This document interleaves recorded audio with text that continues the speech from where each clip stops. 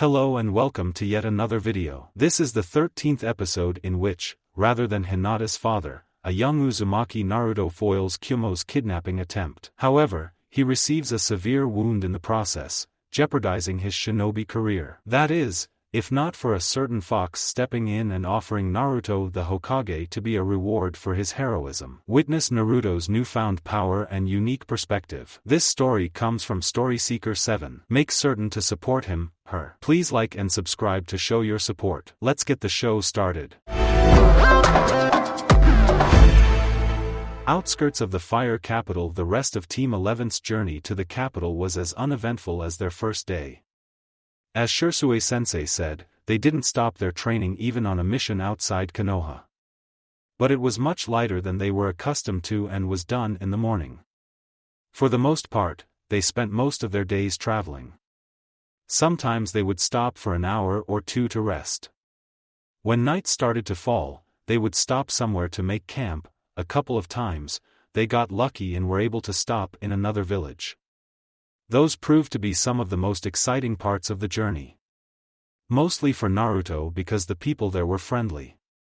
They didn't look at him and see the container of the Kyuubi, nor did they ignore him because he was a reminder of a tragedy.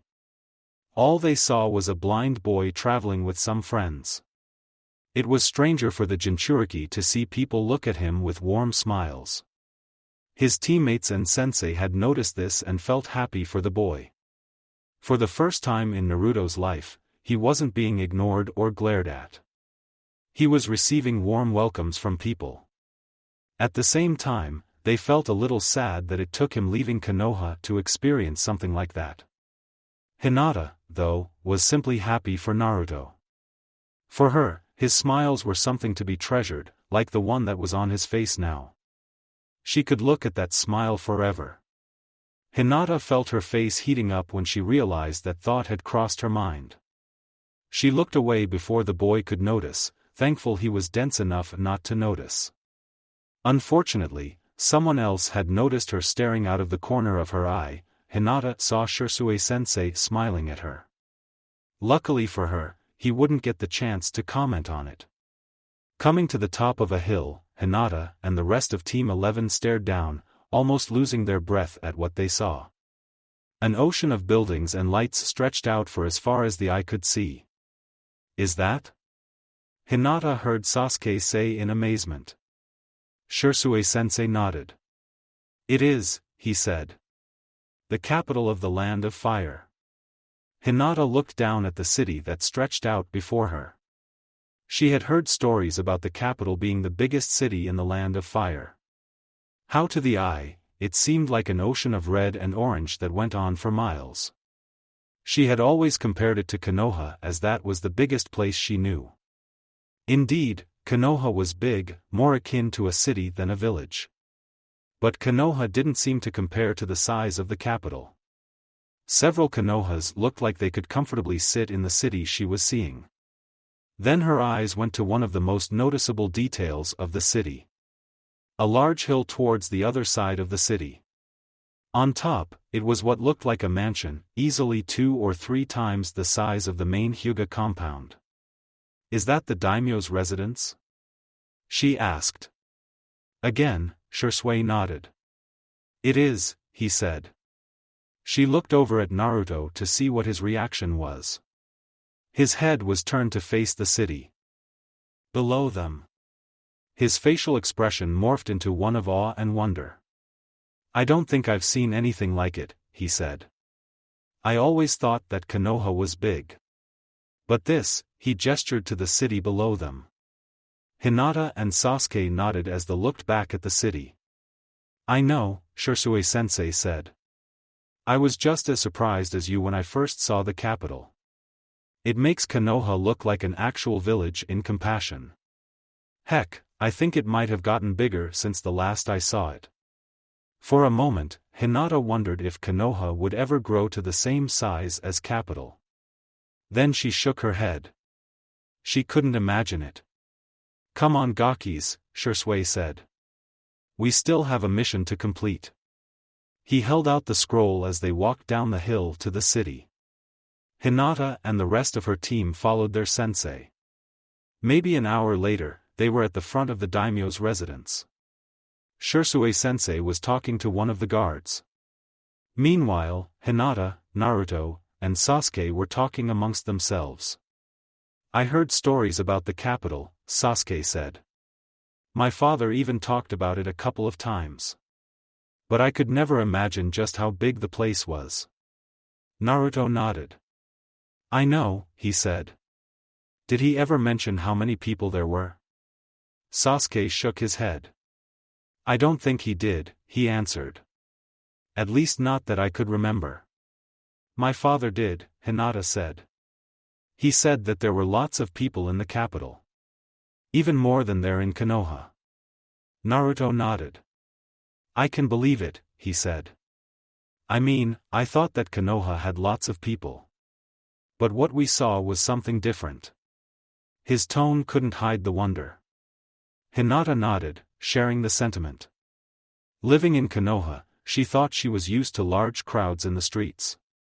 But walking through the streets of the capital, she felt like she was caught up in a river. I hope we get to see more of it, Naruto said. That's assuming the council member lets us stay for a day or two. I'm sure he will, Hinata said. Shisui-sensei can be very persuasive when he wants to be. Sasuke nodded. Yeah, he said. Even if we don't, I'm sure you'll get to see more of it than we will. I wouldn't be surprised if you already have your eyes spreading across the city. Naruto smiled and held his hands behind his head. It's kind of jarring, to be honest, he said. There's so much to take in. That my eyes are having a tough time navigating the place. I'm sure they are, Shisui-sensei said, walking up to them. As we've seen, the capital is a big place. It is not that hard to get lost. If the council member lets us stay, I suggest the three of you stick together, Hinata nodded, as did the others. They had planned to explore the city together anyway. Then Shisui pointed to the entrance. Come on, we got permission to enter the estate and drop off the scroll. Then we go to meet the council member, Naruto said. Hinata noticed the slight edge in his voice. This was one part of the mission that he wasn't looking forward to. Something that Hinata understood, the civilian side of Konoha's council didn't look at him kindly, with a few exceptions. Hinata prayed that this member was one of them or that they would keep their hostility hidden. Where are they anyway? Luckily for us, he happens to be in the front entrance of the daimyo's residence, Shisui said. Where we're about to drop off the scroll. Hinata raised an eyebrow at the coincidence. Really? She asked. Shisui nodded. He was here to drop off a gift for the daimyo, he explained. And since he knew we would be arriving here sometime day, he decided to wait at the front entrance, save us the trouble of finding him. They entered the reception area of the daimyo's residence. Hinata was taken aback for a moment by how lavish the place looked. All along the walls paintings and sculptures lined the room. The floor looked like it was made from velvet, and spread throughout the large room was furniture made from the finest materials. She heard Naruto let out a low whistle. The fire daimyo sure doesn't skip out on the fancy stuff, does he? He said. Shisui nodded as they walked up to the reception desk. Well, he is the ruler of this nation, he said. He's got to impress when people first walk into his residence. I hear the rest of the place is a bit more modest. But still fancier than anything you would see back home, Naruto concluded. And I'm including the clan compounds. In our defense, Sasuke said. We are shinobi clans, so we tend to be more reserved about our luxuries. Shisui nodded. Quite right, he said. Then he looked at the receptionist and an older-looking man who was looking at them curiously.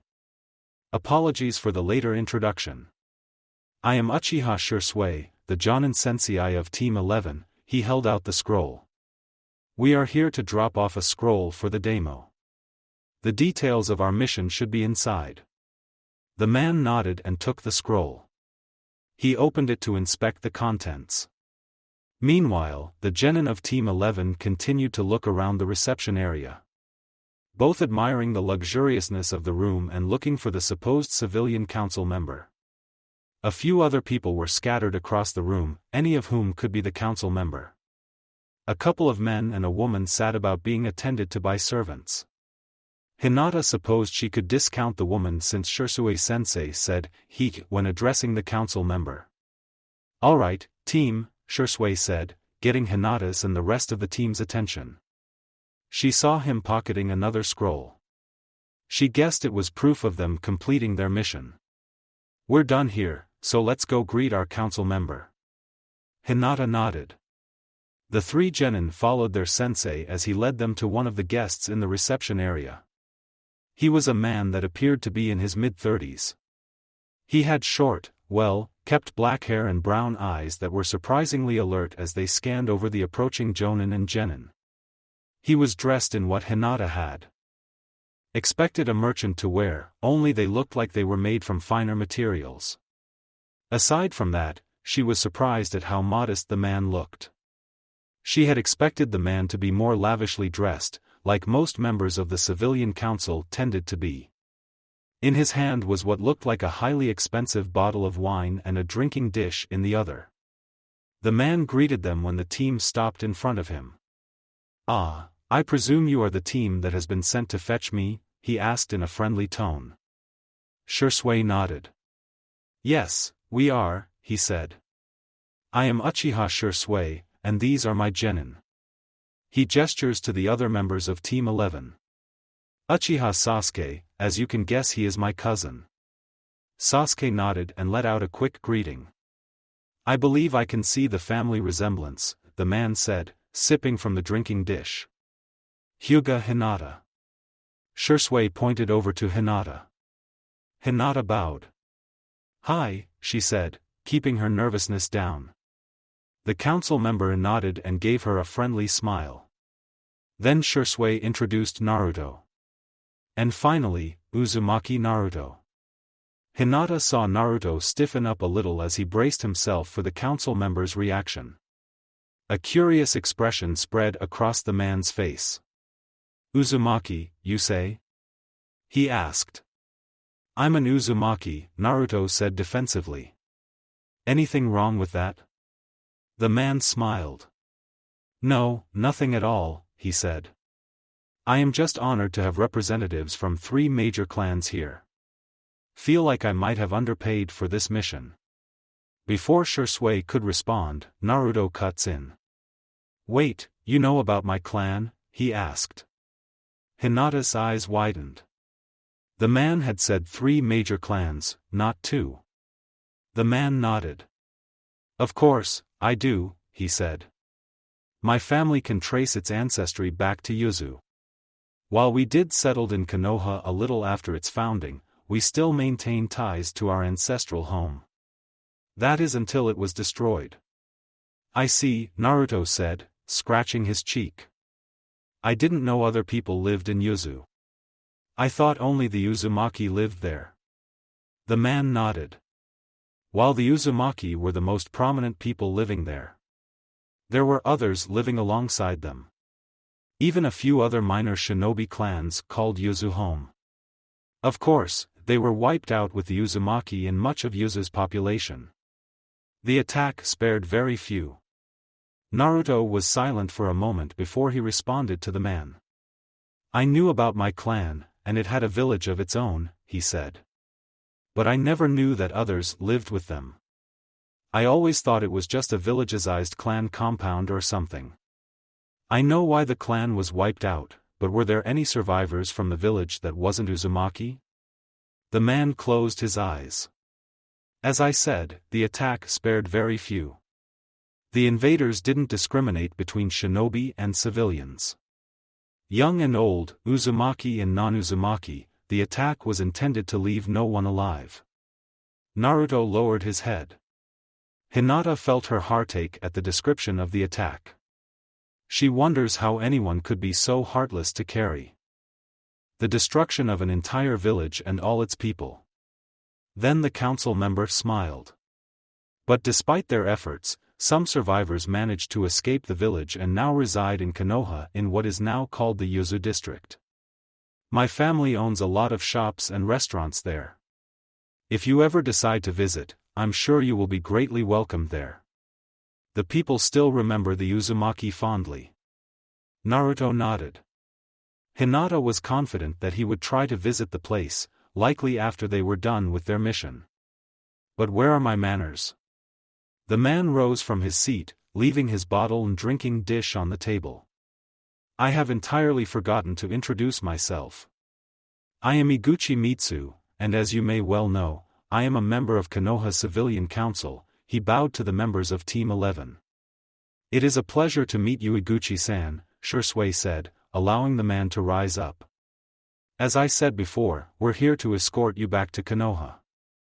Iguchi nodded and picked up his bottle of wine and drinking dish. Yes, of course, he said, pouring himself some of the wine onto the dish. So, when will we be leaving? He took a sip. I was hoping to discuss that with you, Shursui said. You see, this is my genin team's first time in the capital. In fact, this is their first crank mission. I see, Iguchi said, taking another sip from his wine. I don't think there can be any better first crank than one that takes you to the capital. Truly something to celebrate. He raised his wine into the air. Shursui nodded. Yes, my thoughts exactly, he said. Which is why I was hoping that you would be willing to extend your stay here for another day or two. Iguchi nodded his head in understanding. So, your little genin may get the chance to enjoy what the capital has to offer, he said. Maybe even bring back a souvenir to remember their first crank. Shursui nodded. Yes, they work hard as genin, he said. So, I thought a chance to stay in the capital would be something nice for them to do. So, if it's not too much trouble, would you let us stay in the capital for a day or two? If not, then we will take you back to Konoha right away. Iguchi looked between Shursui and the genin members of Team 11. The genin were looking at him intently, willing him to let them stay. He looked back at Shursui, took another sip from his wine, and chuckled. All right then, Uchiha-san, he said. I'm willing to extend my stay here for another day. In fact, I was hoping to discuss something like that with you. But it seemed you beat me to the punch. Shursui raised an eyebrow. Really? He asked. Iguchi nodded. Tomorrow, a festival will be held in the capital, he explained. It seemed like a good way to celebrate my recent success here. So, I was hoping to stay as well. He walked out from the seated area. Come, we can discuss this on our to the hotel I'm staying at. They followed him outside and down the stairs leading away from the daimyo's residence. You no doubt read in the mission brief that I was conducting business here. Correct? That's right, Shursui said. If it's not rude to ask, Iguchi-san, Hinata spoke up, touching the tips of her fingers together. What sort of business was it? Not at all, Iguchi said. While my family owes a number of businesses, we primarily deal in the wine industry. He held up the bottle in his hand to empathize. We are, in fact, one of the largest dealers in wine in the elemental nations. We have connections that go back generations across the industry. I'm surprised you haven't heard of me. Shursui said. Well, they are just kids, he defended his genin. Though I have heard of your family. I might have bought a bottle or two from one of your distributors. Now Hinata was thinking about it. She did remember some of the older members of the clan talking about wine from an Iguchi-owned store. Iguchi nodded. You very likely did, he said. There are very few wine shops we don't have a hand in. Especially if they are in Konoha. Getting back to the point, my business here was to secure a new line of wine for our shops in Konoha to distribute. Shursui nodded. I see, he said. And you said you were successful? They entered the main city streets. Iguchi nodded. The people I was negotiating with practically fell over themselves to secure this deal, he said. The Iguchi name holds a lot of weight in the wine industry. I could have easily taken them for everything they have. Hinata and Naruto frowned. You didn't, did you? Naruto asked. Iguchi nodded. Of course, not Uzumaki-san, he said. Such a thing would not be good business. I prefer deals that are beneficial to both sides.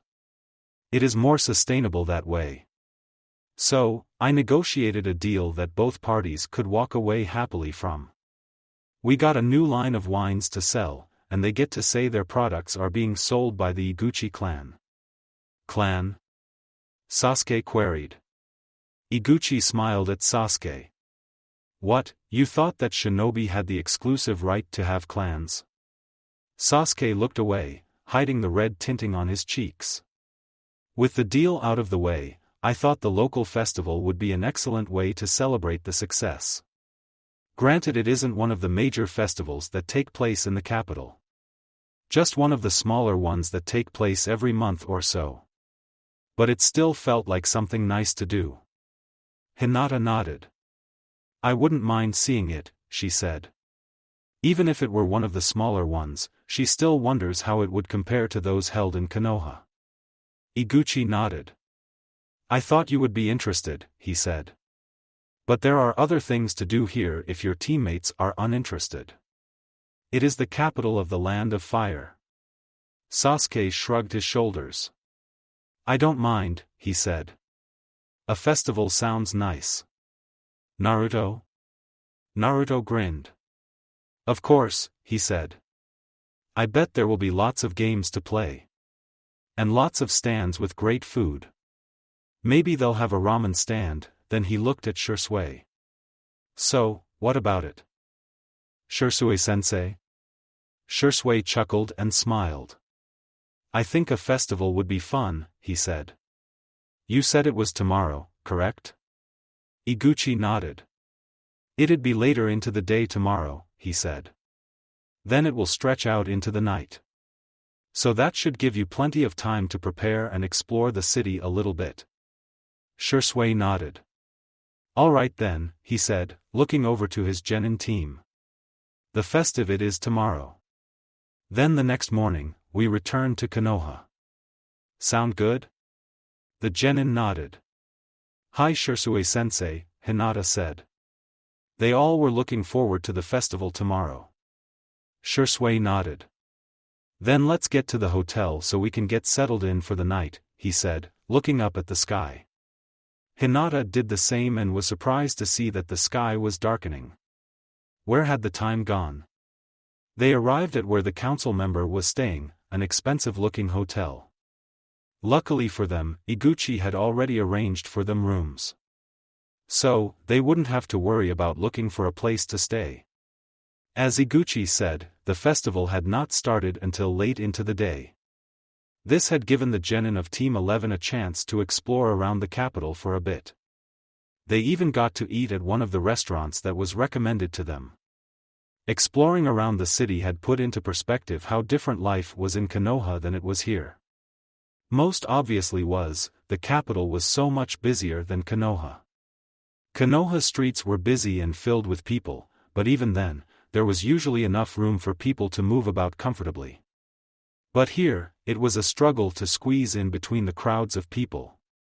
Then there were the less obvious things, the things that most other people wouldn't notice. Not unless they were observant or shinobi. Such as the lack of shinobi. For Naruto, this was more apparent to him than to his friends. He was more observant of his surroundings than his friends. Not to say they hadn't noticed, either. He just noticed it more readily. That and he did have swarms of eyes all over the place. Not that anyone had noticed.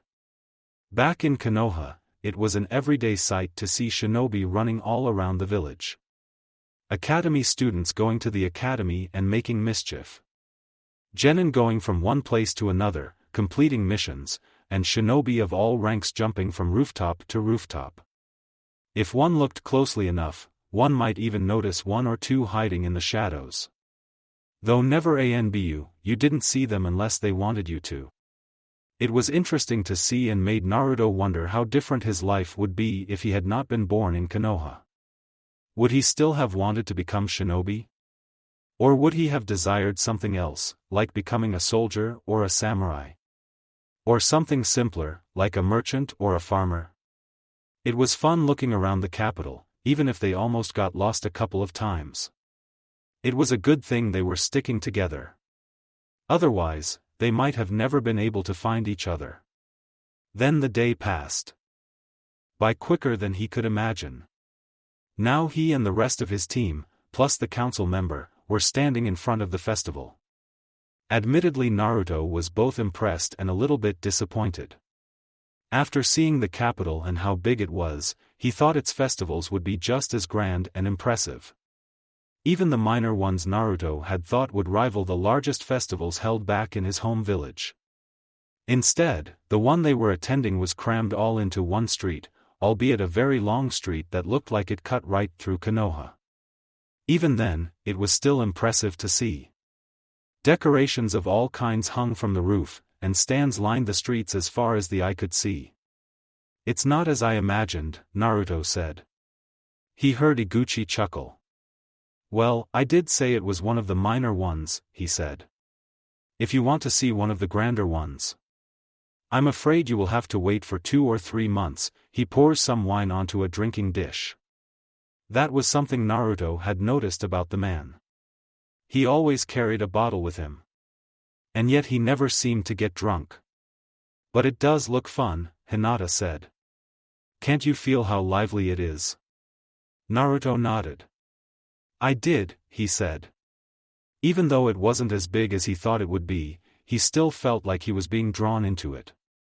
The decorations that lined the street, the noises of enjoyment of the people, and even the vendors at the various stalls calling out to the festival goers made it feel like a festival back in Konoha. The same, yet different.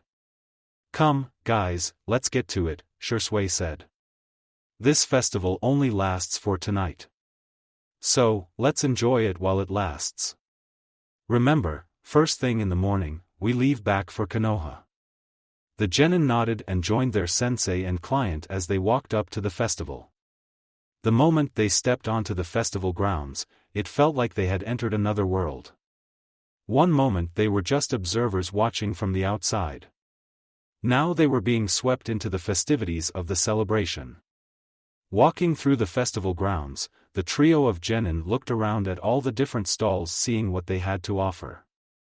Games, food, and small shops all called out to them. Naruto was almost bouncing on his feet, wondering which one they should hit first. "Iguchi-san," Hinata said. "Yes," the man responded after taking a sip from his wine bottle. "Can I ask you what this festival is for?" Hinata asked. "What is it celebrating?" Iguchi nodded. "Sure, you can," he said. "Now, I know the capital features a lot of small festivals, but if memory serves, I believe this celebrates the blue moon." "The blue moon?" Naruto questioned. "Isn't that where we get a full moon 2 times in a month?" Iguchi nodded. "Exactly," he said. Sasuke frowned.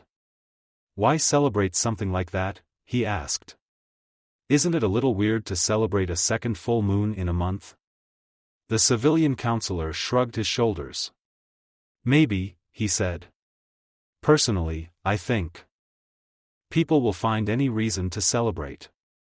Birthdays, holidays, the passing of seasons, and for the harvest. And any other reason people can think of. Humans, I guess, are creatures that like to celebrate things." Sasuke nodded. "I guess," he said. "I mean, it's weird, but still, it is fun." Iguchi nodded, then looked up at the sky. Naruto did the same, seeing the full moon slowly rise into the sky. "That said," the man said, "if you want any particular reason, there are still people who hold the moon in great reverence." "Reverence?" Naruto asked. Something about that sounded familiar. Iguchi nodded. "It is believed that a rabbit goddess dwells there and watches over us," he explained. And that, at one point, she lived among humans and ruled over us. A spark of familiarity flashed into Naruto's mind. I think I read about something like in the Hyuga Liberty, he said, trying to recall the details. Something about a pale-dyed rabbit goddess that came from the moon. Hinata nodded. I remember those stories too, she said. The stories said she saved humanity from a great evil and ruled over us with kindness. Sasuke and Shisui both looked intrigued. Really? Sasuke said. I don't think I've heard of her. I haven't either, Shisui said. She's a mostly forgotten about goddess, Iguchi said. I doubt most people have even heard of her. Frankly, I'm surprised that the Hyuga even know about her. Hinata nodded. She's an old legend in our clan, she said. Her pale eyes are believed to have been the Byakugan. So, legends say we are descended from her, or she gifted her eyes to our ancestors. I see, Iguchi said. If I might ask, Shisui said. How do you know about it?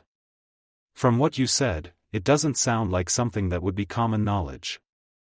The civilian counselor nodded. True, he said. But that would depend on where you come from. Stories about the rabbit goddess were common back in Yuzu, and its people still speak of her. Now that piqued Naruto's interest. Is it something that the Uzumaki knew about, he asked, curious about the stories and legends his clan might have told. Iguchi nodded. Yes, he said. In fact, many of the stories came from the Uzumaki. Unfortunately, with the loss of their clan, so did their stories and legends go with them. The only ones we have left were the ones our grandparents and parents could remember, and even then, details have been lost. Naruto nodded, feeling sad. Here he had a chance to learn more about his clan and the beliefs they had. That's too bad, he said. I would have liked to learn more about them. Maybe finally get an idea of what they were like. You still can, Iguchi said. Visit the Yuzu district, and you can learn all about the stories and legends your clan once told. The ones that remain. Naruto nodded, making another mental note to visit this Yuzu district. I wouldn't mind hearing more about this rabbit goddess, he said. She sounds like an interesting character. I wonder if she might have been real at one point, Naruto thought to himself. Maybe I'll ask Kurama. He might know something. Deep in the seal, Kurama was unusually silent. Shisui hummed thoughtfully. I'll have to comb through the Uchiha Liberty, he said. There might be something in there about her. Iguchi nodded. It is a possibility, he said. Your clan is one of the oldest in the elemental nations. Not to mention in some tellings, she is the mother of the Sage of Six Paths. Now that got a wide-eyed look from Shisui. Now I really have to look through it. Naruto gave his sensei a questioning look. How come, he asked. Sasuke raised an eyebrow at Naruto. You don't know, he asked, getting a shake of the head from Naruto. It's believed that the Uchiha clan descends from the Sage of Six Paths. The Senju clan is also believed to have come from the sage, Hinata said. He had pair of twin sons. One became the ancestor of the Senju, and the other the ancestor of the Uchiha. If Naruto still had eyes in his sockets, they would have been wide right now. Wait, you mean Bachan might be related to Sasuke here? Naruto said, looking between Iguchi and Sasuke. Iguchi raised an eyebrow. Bachan? He queried. Tsunade-sama, Hinata supplied. Naruto-kun likes to call her that. Iguchi looked at Naruto like he was crazy. You call a lady who knows more about the human body than anyone in the elemental nations, Bachan? He asked. Not to mention the fact that she could punch you through a mountain. Naruto beamed at him, giving the man all the answers he needed. The counselor shook his head. It is, as my grandfather said. Uzumakis are crazy, he muttered. But to answer your question. Maybe? Naruto frowned at the answer. Why, maybe, he asked. If both the Senju and Uchiha come from this sage guy, shouldn't that make Bachan and Sasuke related? Iguchi shrugged. Assuming the accounts from the Uchiha and Senju are true, and they are related to the Sage of Six Paths. That doesn't mean you, friend, here, he pointed to Sasuke, is related to Tsunade-sama. To be frank, it's been thousands of years since the time of the sage. Any relation between the two clans had long since vanished. He's right, Shisui said. Besides, if you're saying that Tsunade-sama and Sasuke are related, then you have to acknowledge that Hinata and Sasuke are related. Naruto froze up. Why would I have to do that? He asked. Well, Hinata did say the Hyuga come from this rabbit goddess lady, Shisui said. If that is true, and it is also true that the same lady is the mother of the sage, then that would mean the Hyuga and Uchiha are related, and therefore Hinata and Sasuke are related. Naruto thought about it for a moment. Then stopped thinking about it and shook his head. On second thought, Iguchi-san has a point, he said, getting smiles from the others. It's been so long that there's no way they could be related. Sasuke smirked. What's wrong, dope? He said. Afraid that Hinata and I might be distant cousins. Naruto glared at Sasuke with several pairs of eyes. Team, he said. I don't want to even think about the possibility that the two of you are related. Sasuke's smirk grew. And why is that? Because there is no way someone as nice and pure as Hinata can be related to a team like you, Naruto growled. Before an argument could be had between the two boys, they heard a chuckle coming from the counselor. While this has been an interesting conversation, he said after sipping a small dish in his other hand. There is no way to prove if any of these accounts are true. A lot of people throughout history have claimed to descend from the saga of Six Paths. But none have given credible proof. Shisui nodded. As an Uchiha, I should be denying what you said, he said. But you are right. We only have some scrolls and a piece of stone that says we're descended from the saga. I figure the same goes for the Senju. Who's to say those weren't made to make my clan look better? Iguchi nodded. I guess the only way to know is to go back in time, he said. He smiled and took a small sip from his wine. I think that is enough of the whole legends thing if any of them are true. It doesn't matter what this festival is celebrating. It's a festival, and we're here to have a good time. Don't you agree? Naruto nodded. Yeah, he's right, he said. Wow, I'd never thought I would be agreeing with a civilian council member, he thought. Then again, the man didn't seem all that bad. Maybe he was one of the few members that didn't care if he had the Kyuubi inside of him. That or he didn't know. Let's have some fun.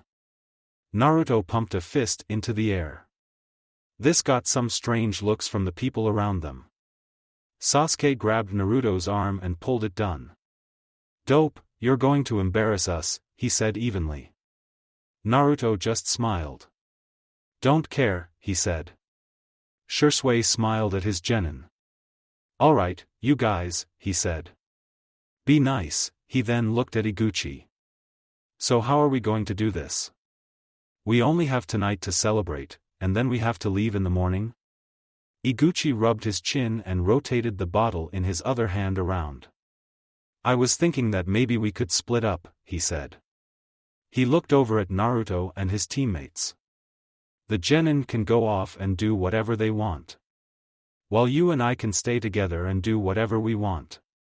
Shisui hummed thoughtfully and looked at his genin. What do you guys think? Naruto, Hinata, and Sasuke looked at each other, holding a silent but quick conversation. At the end of it, Naruto shrugged and looked up at his Jonin sensei. We don't mind, he said. Split up or stay together. Either way, we're here to have fun. Shisui smirked and nodded. Alright then, he said. But on the condition that you guys stay together. I don't need any of you getting lost or into trouble. On the latter, he eyed Naruto, who in turn gave him an innocent smile. I'll stay with the council member if you don't mind my company. Iguchi smiled. Not at all, he said. You are supposed to be protecting me. Besides, without the kids around, we could enjoy other things we would not be able to with them around. To empathize, he held a bottle out. I hope you brought a second bottle, Shisui said warily. Wouldn't want to go through the stuff too quickly. Iguchi snorted. I always bring another bottle, he said, opening his jacket, revealing another bottle of wine. 2, in fact. And if they're not up to your taste, I'm sure we can find a stand with some that are. Shisui shook his head. I would not want to offend, he said. Besides, anything chosen by a member of the Iguchi clan is bound to be good. He looked back at the genin.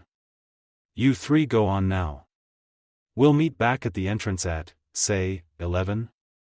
Hi, sensei, Naruto and the others said. Naruto turned around.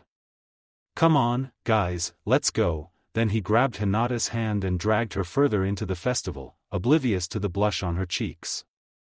Sasuke followed quickly behind with a smirk. Shisui waved to his genin in goodbye. Then he crossed his arms once they were out of eyesight and sighed. I really hope that Naruto doesn't get them into much trouble, he said. I don't want to have to explain to the Hokage about an incident in the capital. Iguchi chuckled. From what I've heard about the boy, that might be a long shot, he said, sipping his wine. But I don't think he will. He doesn't have the same reasons to cause mischief here than he does back home. Then the man's smirk grew, and he shrugged his shoulders. But even if he does, I can offer you a bottle. He opened his coat showing the 2 bottles of wine. So, you can drown out your worries. Shisui snorted. It would do me more good than you, he said. Iguchi rolled his eyes. Perhaps, he said, closing his jacket. After all, I don't exactly get all the benefits from drinking this stuff. He twists the bottle around in his hand. Shisui looked at him for a moment. So, how was your business here? He asked. Iguchi took a sip from his bottle. Quite good, he said. As I said, I secured a new line of wines to sell back in Konoha. I even learned some interesting new things. Then he looked Shisui in the eye. Something I think Hokage-sama might be interested in. The festival was proving to be more fun than Naruto had thought it would. The games were fun, and the food was good. The stalls also sold all sorts of things that he wouldn't normally find back in Konoha, and already the blindfolded boy had bought gifts for his close ones back home.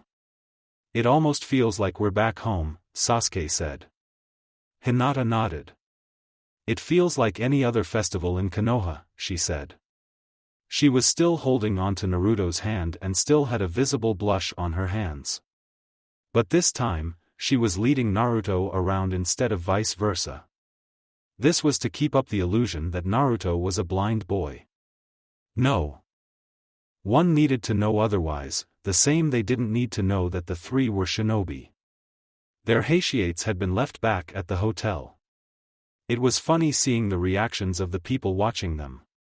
Especially some of the adults who had odd smiles, like the ones that Gigi, Hinata's parents, Sarah, and Irika would sometimes get when he was around Hinata. It was like a knowing smile, but Naruto could never figure out what it was they knew. Well, why would it be any different? Naruto asked. It is just another festival, right? Hinata looked at him as she slowly guided them through the festival grounds. Naruto couldn't bring himself to say, but it felt nice that she was the one leading him around. For whatever reason, the feeling of her hand over his felt comforting. Well, it is a festival in another place, Hinata said. So, I guess we thought that it would feel a little different. Sasuke nodded. You'd think that going to a festival in another village, Sasuke paused and corrected himself. City, would feel different. But here we are, and it feels like we're still back in Konoha. Minus Shinobi jumping everywhere. Naruto thought about it for a moment. Without moving his head, he looked around the festival grounds. Taking note of the stalls sold various food and knickknacks, the stalls that offered games in exchange for prizes, and people that went about having a good time. Even the kids running around laughing and playing all add to a sense of familiarity. Naruto nodded. I get your point, he said. Maybe it's because we're still in the same country. You know, shared customs and all. It would be different if we were in another country like, from off the top of his head, Naruto tried to think of another country they would be likely to visit. He discounted the lands of earth and lightning for obvious reasons. Like the land of wind. I guess, Sasuke said with a smirk. Can you imagine holding a festival with all that sand around? What would they even celebrate there? Not getting hit by a sandstorm? Hinata giggled. Sasuke, be nice, she said. I don't think it matters where the festival would be. It could be back in Konoha, here in the capital.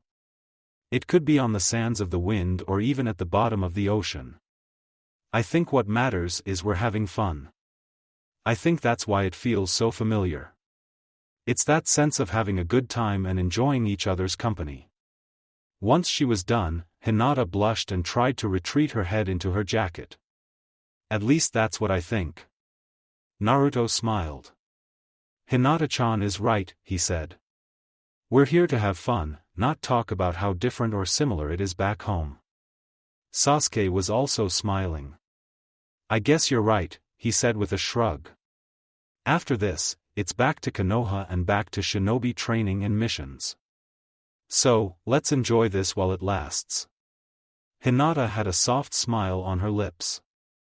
That would be nice, she said. Naruto nodded and tightened his grip around Hinata's hand.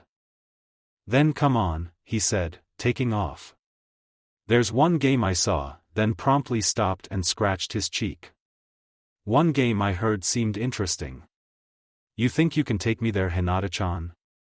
Hinata blushed but nodded her head. She knew they had to keep up appearances. Sure, Naruto-kun, she said. Just tell me what you heard. Then me and Sasuke-san can take you there. Naruto nodded and gave her the details. Then a moment later, he felt a gentle tug at his arm as he was guided to the place he described. With Sasuke closed behind. Sooner than Naruto had expected, they were standing in front of the stall he had told his friends about. The stall owner, a man in his mid-30s, noticed the presence of the kids. He looked over at them, and for a moment, Naruto saw a look that he could only describe as predatory flashed across his face. Naruto was instantly on alert. Well, what do we have here? The man greeted them with a warm smile. Some kids who are interested in my game. Come over here, please don't be shy. If you're interested, why don't you try a round? It'll only be 5 ryo. Naruto and his friends looked at each other, pretending to exchange nervous glances. Before Hinata and Sasuke nodded at each other and walked up to the stand guiding Naruto. The man chuckled, a smile twisting at his lips. I see I have some takers, he said. Though I'm afraid a couple of you might be at a disadvantage. He looked at Naruto and Hinata. Hinata smiled politely at the man. I'm not as blind as I appear, she said. I can see just fine. The man raised an eyebrow. Really now? He asked, leaning on the stall table. So, little lady, tell me. What do you see then? Naruto had to resist the urge to thrash the guy for the way he was talking to Hinata. Hinata looked around the stall, beginning to describe what she saw. Well, I see a line of targets, 7 of them. All held up by metal rods. Behind them, I can see a shelf full of prizes, and in front of me, I see, she picks up a wooden kunai. A wooden knife? A kunai, the man corrected. It's supposed to be a wooden kunai. Hinata faked a look of surprise. You mean like the ones Shinobi use? She asked, twisting the thing around her hand. acting like she was inspecting it. "Those are the ones," the stall owner said with a smile. Naruto and Sasuke exchanged quick smiles. This man didn't have the slightest idea that he was dealing with real shinobi. He just saw a bunch of dumb kids. "Alright, I apologize for assuming you were blind, young lady. That was shameful of me." His smile and tone couldn't be any more fake. Did he really think he could fool anyone with that act? Maybe if we were civilians, Naruto thought. Even then, he had his doubts about that. "No need to apologize," Hinata said politely. "It's a condition I was born with. Many people have assumed I'm blind. I'm used to it." Then Hinata looked over at the line targets and wooden kunai in front of her. "So, what is this game about?" The stall owner had that same smile from earlier on again. "Something is up here," Naruto thought. "Well, can you not see?" the man asked, gesturing to the line of targets. "This is a game where you get to pretend to be shinobi." "Pretend to be a shinobi?" Sasuke queried. Naruto nodded, tilting his head to the side in mock curiosity. "Why indeed," the man said. "Haven't the three of you ever dreamed of being shinobi? Doubtless, you have heard the tales and legends of the shinobi that wander the elemental nations. Of their hidden villages and the great deeds they have done." Naruto and Sasuke had to repress their snickers if only he knew. "And what kid hasn't played being shinobi?" "WWE played a few times," Hinata said nervously. She put the wooden kunai back on the stall table. The man's smile grew. "Of course, you have," he said. "But let's face it, the three of you should be old enough to realize something. That, not everyone can become a shinobi. Simply put, not everyone is cut out to be one. I'm certainly not," he gestured to himself. "Something tells me the three of you aren't either. I mean, I can't see your friend here being a shinobi, going on missions and stuff." Naruto frowned, and this time it wasn't an act. Before he could respond to the man's insult, Hinata and Sasuke stepped in front of him protectively. The stall owner had a surprised but amused look in his eyes. "I didn't mean to offend," he said. "But I do speak the truth, don't I?" Naruto held back a biting remark for the man and smiled. "Yeah, you're right," he said, scratching the back of his head. "I can't even leave my home without someone to guide me. Like my sister Sarah or my friends here." The stall owner nodded. "Don't be so down on yourself," he said. "That is just how life can be. But here," he gestures broadly to his stall. "Here, you can pretend none of that exists. Here you can, for a moment, feel like a real shinobi. All you have to do," he pointed to the set of wooden kunai on the table, "is pick a wooden kunai and toss it over at the targets." He pointed over to the line of targets. "If you manage to knock one of them down, you can be the owner of one of these lovely prizes." He shifts his hand slightly to point out the prizes behind the targets. "So, what do you say? 5 Rio, and you can have a round." For a couple of seconds, Hinata and Sasuke acted like they were thinking it over. They even exchanged quick glances at each other. Meanwhile, Naruto stood between the two, turning his head around like he was trying to look between them. After a moment, Hinata and Sasuke nodded at each other. Hinata looked at the stall owner. "All right," she said, pulling out some money. "I'll try it." The stall owner smiled as he took the money from Hinata. "A wise choice, young lady," he said. "I hope you enjoy yourself." He gestured to the stall table with the wooden kunai on it. "Please know that you only get 3 shots. If you miss them all, you lose. So, if you want to throw more, you'll have to pay for another round." Hinata nodded as she picked up one of the wooden kunai and pretended to inspect it.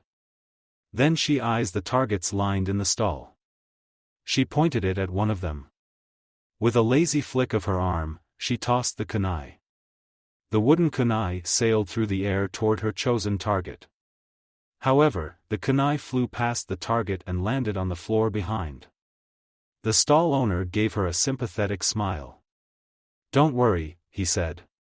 "You got 2 more tries." Hinata nodded and threw her next kunai. This time it lands just short of the target. Again, the stall owner gave a sympathetic expression. "So, close," he said. "Maybe try putting a little more power in your next throw."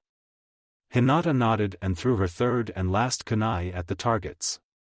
This time it did hit the target right on the outer ring. Naruto frowned when the target didn't go down. Hinata had a confused look on her face. "I hit it," she said. The stall owner shrugged. "But you didn't knock it over," he said. "Maybe next time, try aiming for the center. That is if you want to pay another 5 ryo." Sasuke gave Naruto a sideways glance. That told him Sasuke was having the same thought as he was. Something was up. Even if Hinata had hit the target on the outer edge, it still should have hit with enough force to knock it over. Naruto made a quick hand sign to Sasuke, telling him he was going to have a look around. Sasuke nodded, and he looked back at the stall. Hinata had given the man another 5 ryo. While he was busy retrieving the thrown kunai, Naruto flew a pair of eyes into the stall to look around. Naruto kept the expression on his face neutral as he looked around, trying to find anything suspicious. It was around the time that Hinata threw her next kunai that Naruto found something. Hinata's 4th throw had missed, going way above the target and landing behind it. Her 5th throw, however, did not miss and hit the target near the center. The target went back for just a second before it returned to its upright position. This time Hinata frowned. "Mister," she said, faking a confused tone. "I hit the target in the center this time." Naruto didn't pay attention to what the man said as he whispered into Sasuke's ear. "The game is rigged," he said. "I figured that," Sasuke whispered back. "What does he got set up? And can we expose him?" Naruto shook his head. "Not without exposing the fact we're shinobi, I don't think," he said. "Under the stall, he's got a series of foot levers, each connected with one of the targets. My guess would be that whenever someone does hit the target, he gets to decide if they win or not." "My thoughts exactly," Sasuke said. "Maybe we can get Shisui. He could help." Naruto shook his head. "I think we can handle this ourselves. Besides, I see something that could help us," he said as he looked at something not far from the stall. "How about you play one quick round? Then we go." Sasuke nodded and stepped up next to Hinata. "How about I try a round, Hina?" he said to her. Hinata looked at him for a second before she nodded. "Sure, Inu," she said. Then stepped beside Naruto as Sasuke laid down 5 ryo on the stall, which the owner eagerly took. "So, what did he say?" Naruto asked. "About not being able to knock the target over." Hinata leaned over to whisper in Naruto's ear. As she did, Sasuke threw his first kunai, barely missing the target as it grazed past it. Something about not hitting hard enough, her tone told him she didn't believe a word of it. "You think something else is happening?" Naruto nodded and gave her a quick rundown of what he saw. By then, Sasuke had thrown his second kunai, which missed the target. But his third hit the target dead center with an audible thud. The stall owner frowned as the target went back a little. His foot pressed on one of the levers, and the target fell down fully. The man smiled as he turned to face Sasuke. "Well, it looks like we got a winner," he said. "Care to pick a prize?" He gestured over the line of prizes on the back of the stall. "Or do you want to try another round and try for better prizes? The more targets you knock over, the better the rewards you can win." Sasuke acted like he was tempted to but shook his head after a moment. "No, sorry," he said. "Me and my friends don't have long at this festival. So, we want to see as many games as possible." The stall owner looked disappointed. You sure? He asked. You already knocked one over. Don't you want to see if you knock more over? Win better prizes? Sasuke shook his head. The man's frown deepened but was quickly hidden by a smile. Very well then. So, what will it be? After Sasuke selected his prize, a stuffed animal of some sort, the trio left the stall. Alright, Naruto, Sasuke said. What did you see, and how will it help us get back at that man? Naruto smiled at them. Wait and see, he said. 5 to 10 minutes later, the trio of genin was listening in on a very interesting conversation. Come on, Mitsu, a boy said, looking between his friend and something else nervously. That something being the stall the trio had been at a moment ago. Is there really anything we can do? Why can't we just tell the authorities and let them handle it? They were watching a group of 4 boys who looked to be about 2 or 3 years younger than the trio. The named Mitsu appeared to be the leader of the group. You know why we can't, Akira, he said to the other smaller boy. They would never believe a group of kids. Especially not us. Sasuke raised an eyebrow at that statement. Except for Akira, the group did appear to be on the rough side. The local troublemakers? Sasuke said, directing his gaze at Naruto. Naruto smiled. Oh, they defiantly are, he said. Sasuke snorted. Of course, you would know, he said. Takes a troublemaker to know one. To his disappointment, Naruto didn't glare at him but instead gave him a smirk. Guilty as charged, he said. But I imagine they have nothing on me. After all, I am the prankster king of Konoha. And you're proud of that? Sasuke asked. Hinata giggled. Behave, you two, she said. Remember what Shisui-sensei said. Right, Sasuke said with an eye roll. Don't cause any trouble. Although I get the feeling that is about to go out the window. Naruto snorted. Don't worry, he said. They'll never know it was us. Then he waved to his friends to follow him. Come, we got some new friends to meet. We can't just let you get away with this, Mitsu said.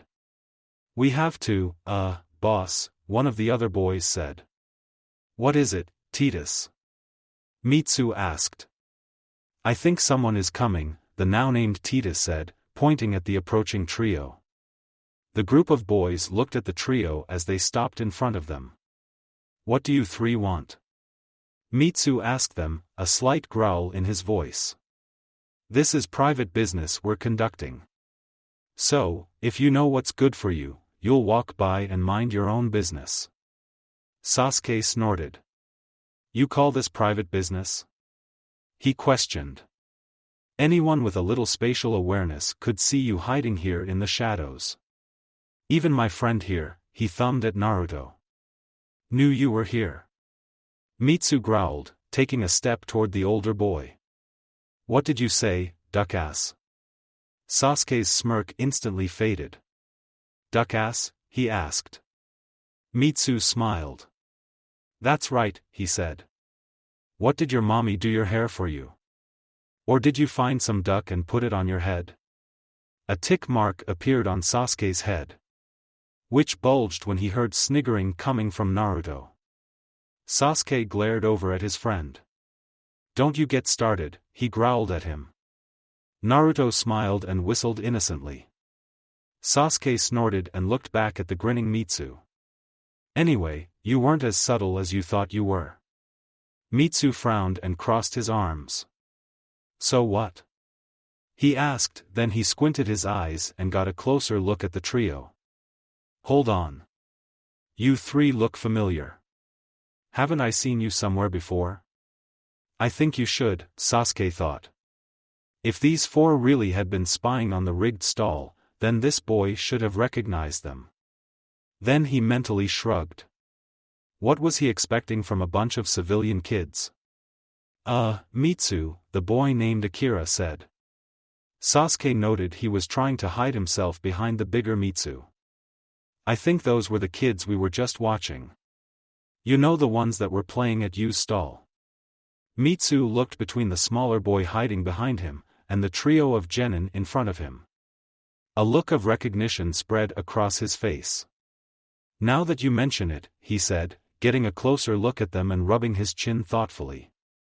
They are those kids. Sasuke looked at Mitsu and his friends with a smirk. Who are you calling kids? He mocked. We're older than you. It's us that should be calling you kids. Mitsu frowned and took a step toward Sasuke. You're not much older than we are, he growled. He tugged at the boy's shirt. He looked over, seeing Akira holding onto his sleeve. Please, Mitsu, Akira said. Don't start anything. Mitsu looked at the smaller boy briefly before a soft expression broke across his face. All right, fine, he said, looking back at the trio. Whatever. What do you three want? Sasuke was about to make another snide remark when Naruto walked beside him. Sasuke, he said. We didn't come here to start anything. Sasuke looked at Naruto, then over at Hinata, who was giving him a disapproving look. Sasuke sighed and looked at Mitsu and his friends. All right, he said. I'll play nice. Look, we only came here to say what you four were up to. My friend here, he pointed to Naruto, noticed you spying on us while we were playing at the stall. Mitsu frowned as he looked at Naruto. I thought he was blind, he said. I am, Naruto confirmed. But I do have other senses, he pointed to his ears. I heard you four talking while Inu and Hina were throwing those kunai. Mitsu had an annoyed expression on his face. He looked over at one of the other boys in the group. See Titus, he said. I told you we were being too loud. Titus looked at Mitsu with an offended expression. Hey, don't look at me, he said. You were the one shouting at us to keep quiet. Mitsu snorted and looked back at Sasuke and the others. I'm Mitsu, he introduced himself. That is Titus and Arata over there, he pointed to the two boys standing by the ally wall. Then he gestured to Akira. This little guy behind me is Akira. The members of Team 11 nodded at the boys. I'm Inu, Sasuke introduced himself through a cover. Then he gestured over to Naruto and Hinata. And these two are Ruto and Hina. Mitsu nodded before he looked at Sasuke. To answer your question, we were just spying on the stall owner over there, he gestured behind him. You should already know him. You were just playing his game. His name is Yu, and he's a con artist. A con artist? Hinata questioned. She gave Sasuke a quick look. It was as they thought. Akira nodded as he stepped out from behind his friend, though he kept half of his body behind the bigger boy. Yeah, he is, he said softly.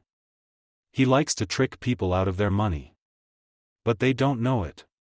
Mitsu snorted. He's a real crook, he said. I'm not at all surprised he tried to take advantage of two blind kids. Hinata giggled, getting the boy's attention. Actually, she said. I'm not as blind as I look. I can see fine. I just have a condition that makes it look like I'm blind.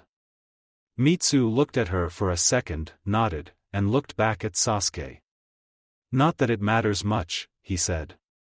Either way, that team took advantage of you. I'm only glad you three left when you did. If you stayed longer, he would have taken every Ryo you had. Sasuke nodded. We sort of noticed that, he said. Something felt off, especially when Hina hit the targets twice. He rubbed his chin, acting like he was trying to think about it. So, I'm guessing you're trying to expose him? Mitsu smiled and puffed his chest. Of course, we are, he said with a proud smile. We can't let guys like you run around like that. I consider it our civic duty. Civic, Akira corrected Mitsu. It's civic duty. Mitsu rolled his eyes. Yeah, whatever, he said, waving the smaller boy off. We're doing this because we're such nice guys. One of the other boys snorted, the one named Arata, a chubby-looking boy. Yeah, right, he said. You're only doing this because of what he said about Akira the other day. The aforementioned Akira's face turned a bright red, and he tried to hide himself behind Mitsu again. Mitsu also had a dusting of red on his cheeks as he gave Arata an indulgent look. Arata. Naruto cocked his head to the side, a genuinely curious expression on his face. What did he say? He asked. Nothing, Mitsu said quickly, crossing his arms. He said nothing. Titus snorted and looked at the trio of genin. And by nothing, he said, ignoring the glare he got from Mitsu. He means that you commented that Akira looks like a girl. A moment later. Mitsu launched at Titus. Or tried to as Akira stopped him by wrapping his arms around his stomach. Mitsu, he said. This seemed to calm Mitsu down enough for him to get control of himself. At the same time, Sasuke was able to get a better look at Akira now that he wasn't hiding behind Mitsu. The boy does look rather feminine. It wasn't just that he was smaller than the others, but his arms and frame were thinner. His hair was even on the long side, framing his face. From a distance, he could easily be mistaken for a girl. Though a closer look would dispel that. Sasuke kept this observation to himself, though, judging by Mitsu's reaction, he decided it wasn't something worth starting over. Once Mitsu was calmed enough, he shot a dirty look at his friend Titus, who smiled in return. Tisk, well, whatever, he said. It doesn't matter what my reasons are. All I care about is taking you down a notch or two. Sasuke smirked at this. Finally, they were getting to the point. Which is why we came over here in the first place, he said. There's no way we can let a guy like that swindle us and get away with it. Isn't that right, Ruto and Hina? Both of his teammates nodded. Sasuke looked back at Mitsu and his group.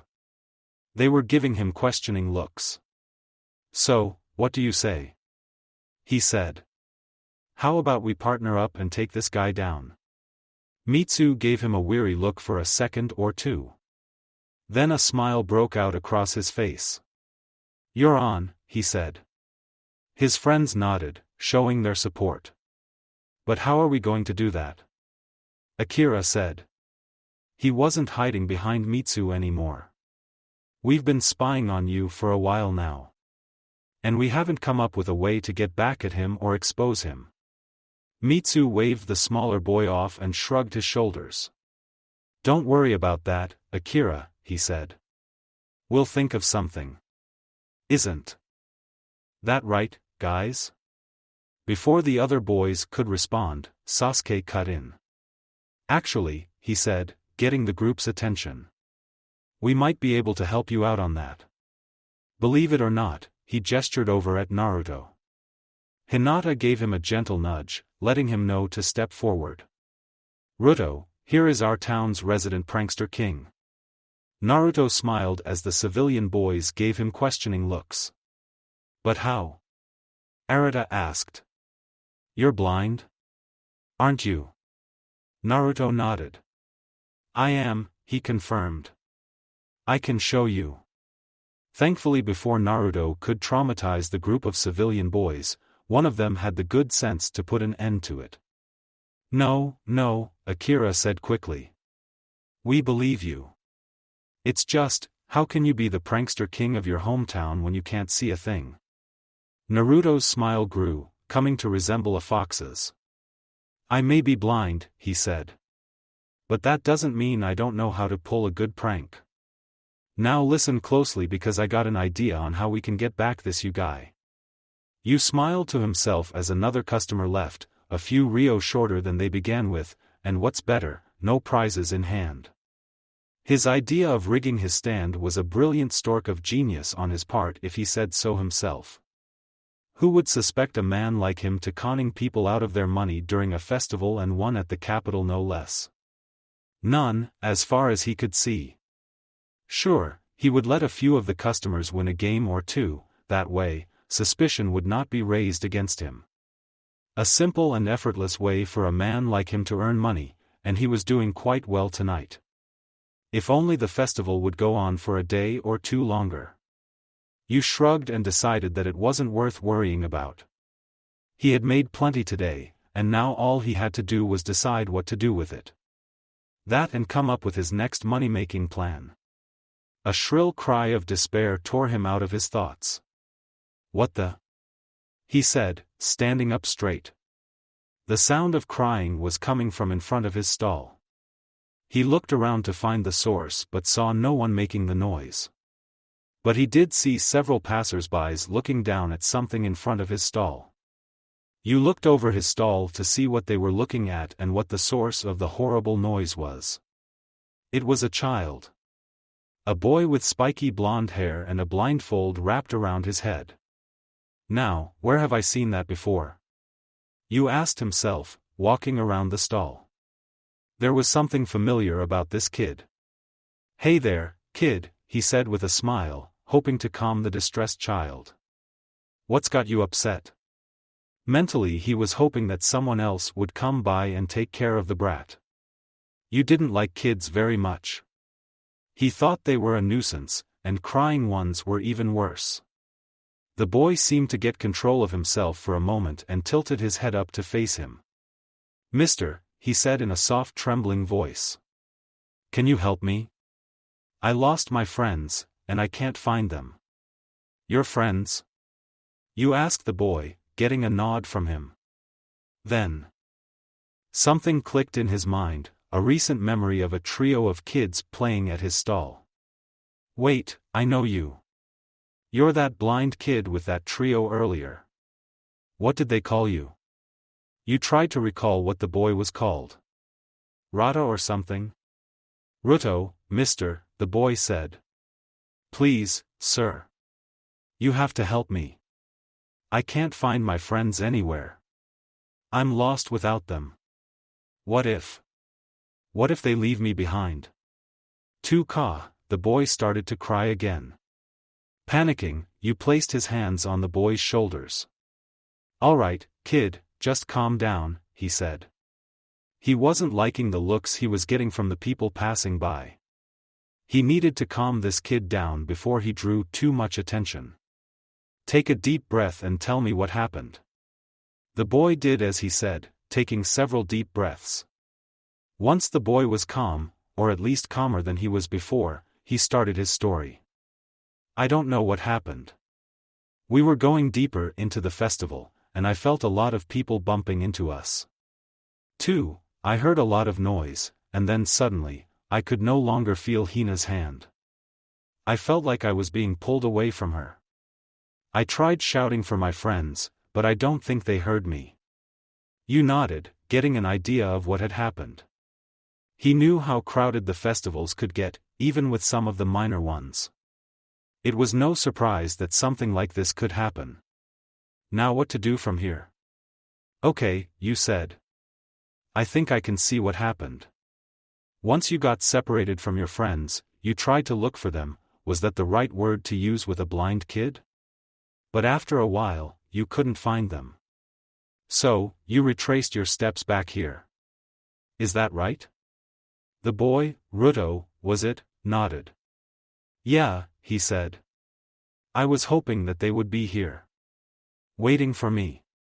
But they weren't." The kid was about to cry again. You put a quick end to that. Hey, he said in a soothing voice. "Don't cry, kid. Just because they're not here doesn't mean they aren't looking for you. Why, I bet they're worried sick about you." The boy raised his head to look at you. "You think so?" he asked.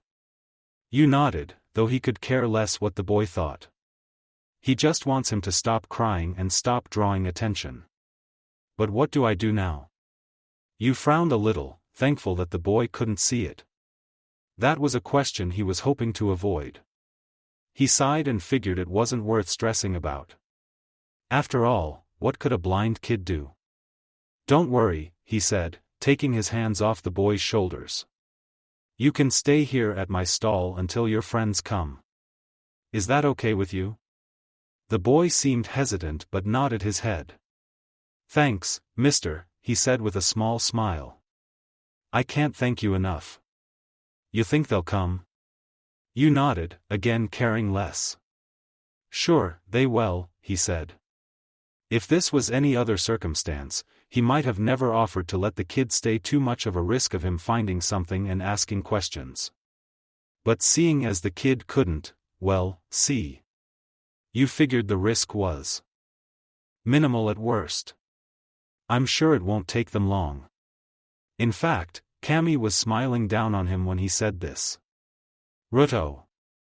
A child's voice called out. You turned around and felt relieved when he saw one of the kid's friends running up to them. The boy stopped in front of the blindfolded boy. He breathed heavily as he hunched over to his knees. Thank Kami, he said. All of them. Hina and I were so worried when we learned we separated from you. We've been looking all over the place. You watched the exchange with a raised eyebrow. I take this as one of your friends? He asked. He had recognized the boy from earlier. But he wanted to make sure. The blindfolded boy nodded his head. It sounds like him, he said. Does he have a duck's ass for hair? The other boy glared at him. Ruto, he growled. You suppressed a chuckle and took a good look at the glaring boy. His hair did look like it came from a duck's ass. I wouldn't call that, he said. But yeah. The blindfolded boy smiled. Then it's him, he said. The other boy, Inu, was it? You couldn't quite remember. He looked at you with an appreciative expression. Thank you, mister, he said, bowing to him. He shot his arm out and forced the other boy to bow as well. If it weren't for you, I would have never found Ruto. Thank you, sir. You looked around nervously, seeing several people giving him approving looks. This incident really was drawing too much attention for his liking. Hey, don't sweat it, he said. I'm glad you found your friend. Now, why don't you run off and enjoy the rest of the festival? Just promise me you won't get separated again. The boys rose from their bows and nodded at him. We won't, mister, the boy with the duck hair said. We promise. Don't we, Ruto? He looked over at his friend. Ruto nodded and smiled at him. We won't, he said. Duck hair grabbed the blindfolded boy by the arm and started to walk away from him. Come on, Ruto, he said. Let's go find Hina before she gets too worried. The boy nodded and waved back to you. Bye, mister, he said. Thank you for the help. You waved back at the boys, straining to keep the smile on his face. He heard some bantering from them. Something about Sarah-chan not finding out. You figured she must have been their caretaker. Not that it matters to you. He was glad to be rid of them and the attention they drew. Once the brats were out of earshot, you let out a sigh. Brats, he muttered under his breath and walked back around behind his stall. He thought about who his next customer would be when he saw a box between the prize shelf and the targets. You raised an eyebrow. When and how did that get here? He approached the box and knelt to get a better look at it. It was then he noticed the box had some lettering on it. To Mr. Yu. You smiled. A gift to him? Obviously, someone must have taken a liking to him and left him a gift. Perhaps it was a very pretty woman who was admiring him from afar. Now somewhere in the back of his mind you knew he should have been more suspicious of the box. That the timing of its appearance was a little too coincidental, and he should have taken heed to investigate it a little closer. If he had, he might have avoided what happened next. As it were, Yu was too wrapped up in thinking about what kind of gift was left for him in the box. He would get his answer when he opened the lid. Boom! Splat! Yu blinked once, twice. His mind having hit a proverbial brick wall. Upon opening the box, he had seen a flash of orange before feeling something splattering all over his body. Partially shell-shocked, Yu looked himself over. He was covered in paint, starting at his chest and spreading out to his arms. The orange paint went up to his neck, and Yu was certain he could feel it around his mouth and nose. Finally, Yu realized what had happened. A flash of anger tore through his mind as he shot up to his feet. He had been pranked. Some brat had pulled a prank on him. Yu clenches his fists. When he got his hands on whoever did this, they would. "Are you all right, sir?" A voice cut his thoughts out. "I was patrolling nearby when I heard the explosion." Yu turned around to yell at whoever it was. Could they not see he was not okay? Some snot-nosed brat had pulled a prank on him. Then stopped and paled when he saw who was addressing him. "Officer," he said to one of the capital's police officers. "What brings you here?" Inwardly he was cursing his luck. The officer gave him an odd look. "Isn't it obvious?" He pointed to the orange stain on Yu's clothes. Yu repressed a wince. Of course, the officer would want to investigate what happened here. In any other circumstance, he would be more than happy to let the man do his job. However. "Oh, this?"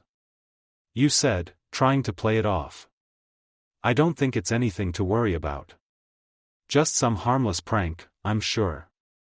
You needed to get rid of this man quickly before he looked too closely at his stall." The officer, though, didn't seem to buy it. "Harmless, you say," he said. "I would hardly call," then he trailed off as something caught his eye. "Hang on, what's this?" He was looking down at something at Yu's feet. Yu followed the officer's line of sight. To see a trail of orange paint leading away from the box, he opened it. How did he miss that the first time around? His line of sight followed the line as it went past the lined-up targets and to the back of his stall. Yu slowly turned to the officer, praying to Kami that he wouldn't notice anything. Unfortunately for him, his prayers would fall on deaf ears. The officer's line of sight followed the orange trail to where it ended. A moment later, a look of suspicion spread across his face. He walked up to where the foot levers were hidden and knelt. All the while, Yu was sweating nervously. Again, he found himself praying that something, anything, would happen to take the officer's attention away. No such luck. The officer placed his hand on one of the levers, pressing down on it. The connected target went down. His fate was sealed, Yu gulped. "I can explain." A short distance away, a group of 7 kids was holding back laughs as they watched the exchange play out. "I can't believe that worked," Mitsu said. "I told you never to doubt Ruto," Sasuke said. "Trust me, he's used to pulling stuff like this." The Uchiha shuddered as some memory seemed dug up in his mind. Naruto just looked at him and smiled. He really couldn't see what was wrong with his pranks. They were all in good fun. Naruto chuckled a little. Aside from the fact that this was his first crank, he had been worried that it would be a boring event. Sure, there was the excitement of leaving the village and seeing the outside world. But aside from that, there was nothing to do other than training and completing the mission. A chance to stay in the capital and go to a festival had eased those fears. Now Naruto had a chance to do one of his favorite things. "All in a day's work," he said, rubbing his nose. "There are plenty of asshole vendors back home. Gives me a lot of practice." Mitsu nodded. "I can imagine. I actually feel a little sorry for you." He never saw it coming. They watched as the man in question was dragged away by a police officer, while his partner shut the stall down. "You do?" Akira asked. Mitsu snorted and shook his head. "No way," he said. "It's what he gets for messing with us. Isn't that right, guys?" The other boys in Mitsu's group nodded. "Right, boss," they said in unison. Mitsu nodded and looked at Naruto and his friends. For a blind kid, you're pretty awesome, he said. Thanks for the help. He held his hand out for him to take. Naruto nodded and held his hand, pretending to look for Mitsu's. With a little help from Hinata, the two boys shook hands. You don't have to thank me, he said. It was my pleasure. He left the blind comment stand. Mitsu nodded as their hands parted. Well, I guess this is where we say our goodbyes, he said. So, good. Naruto stopped the boy by holding his hand up. Now, who said we had to say goodbye just yet, he said, getting looks from everybody. The night is still young, so let's enjoy it together. Plus, Inu did say I'm the prank master of our village, so I want a chance to prove it. He had a fox-like grin on his face. Ruto, Sasuke drawled out. Shursui said for us to stay out of trouble. Naruto shrugged. Well then, I guess he doesn't need to find out about this, he said. Naruto wasn't sure how they would be able to do that, as he was sure their sensei had a shadow clone tailing them. Sasuke frowned for a second before he shrugged. No matter where we go, you're a troublemaker, he said. Hinata giggles next to him. And we wouldn't have it any other way, she said. But Ruto-kun, can we at least try to keep it on the down low? Naruto felt some heat in his cheeks. Sure, Hina-chan, he said. I can try. He turned to face Mitsu and his friends. So, what do you say? Want to have some fun before this festival ends? Mitsu looked between his friends, holding a silent conversation. Akira gave a nervous shrug while the other boys nodded at him. Mitsu nodded back and turned his attention back to Naruto. Sure, why not? He said with a wide smile. Let's make this a night to remember. Naruto's smile grew. Team 11's first crank would be something to remember. Konoha, forest clearing Yakumo almost jumped out of her seat and dropped her brush when she heard Sakura. I thought I would find you here. You were looking for me? Yakumo asked. She kept her focus on her most recent painting and hoped that Sakura would not question her choice of subject. Ino hoped to have a girl's day out, Sakura explained. But she didn't have any idea where you were. Yakumo nodded. So, you thought to look here first? She asked. I thought you would have looked at my clan's compound. From the corner of her eye, she saw Sakura nod. Actually, I did, Sakura said. And a couple of other places before I thought of this place. In retrospect, it makes sense. How so? Yakumo said. She stroked her brush against the canvas, trying to get the shade of color just right.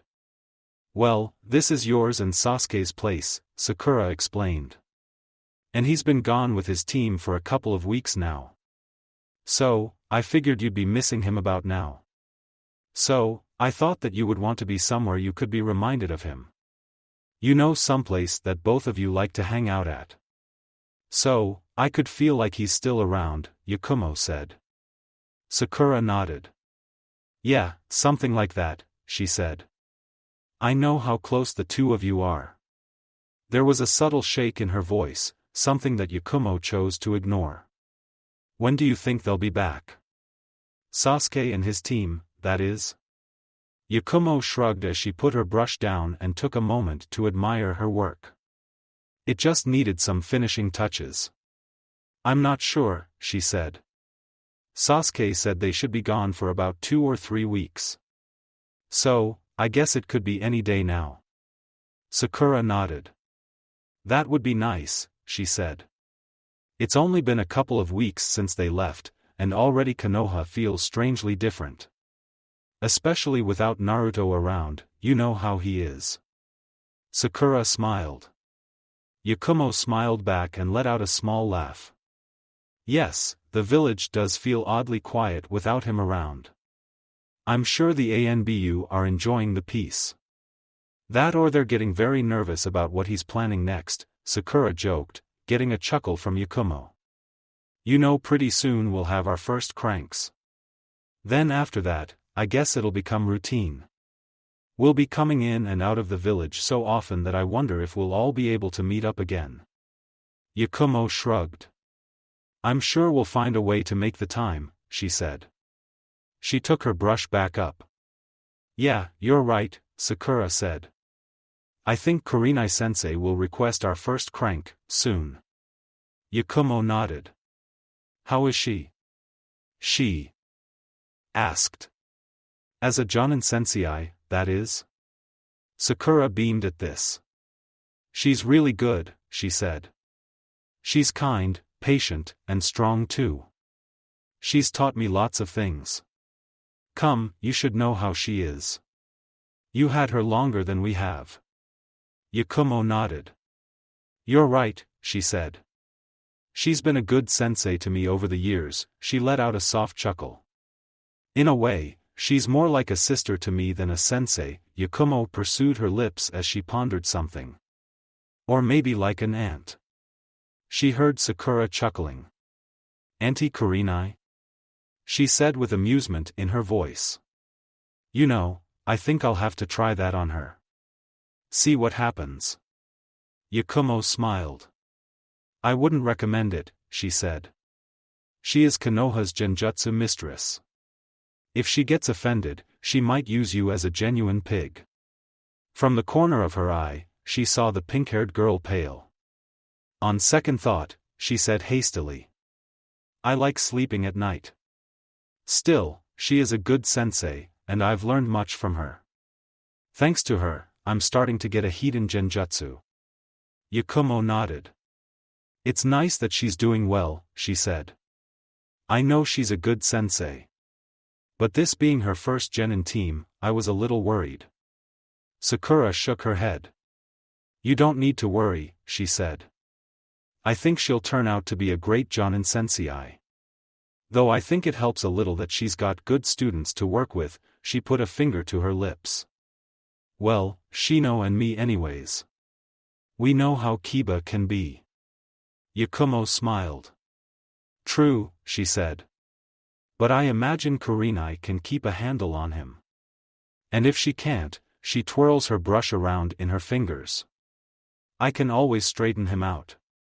Sakura chuckled. No wonder Sasuke likes you, she said. Then her eyes went over to what Yakumo was painting. Speaking of. Is that what I think it is? Yakumo kept her focus on her painting but nodded. Yes, she said, feeling a small blush creeping in. Naruto and Sasuke? Yes. When did that incident? You mean the one Naruto and Sasuke insist never happened? Yes. I see, Sakura said, looking at the painting, a blush present on her cheeks. Have you done any others? A few, Yakumo said. Not all of them with these two. Sakura nodded. Do they know? What do you think? Yakumo replied. I'll take that as a no, Sakura said. Well, anyways, I'm sure that Sasuke will be back soon. Then maybe we can all try hanging out together again. Of course, that's assuming my team doesn't get their crank. Yakumo smiled. That would be nice, she said. While we're on the subject, Sakura started. How is your luck finding a team? Yakumo shook her head. Not too good so far, she said. Right now, there hasn't been a team that needs an opening. Sakura nodded. I'm sure you'll find a team soon enough, she said. Anyway, Ino and I are going to hang out for today. If you want, you can join us. Yakumo smiled. I'll think about it, she said. So maybe later today. Where will the two of you be? Out shopping, really? Sakura said. So, look in any of the clothing shops around the village. It shouldn't take you long to find us. Yakumo nodded.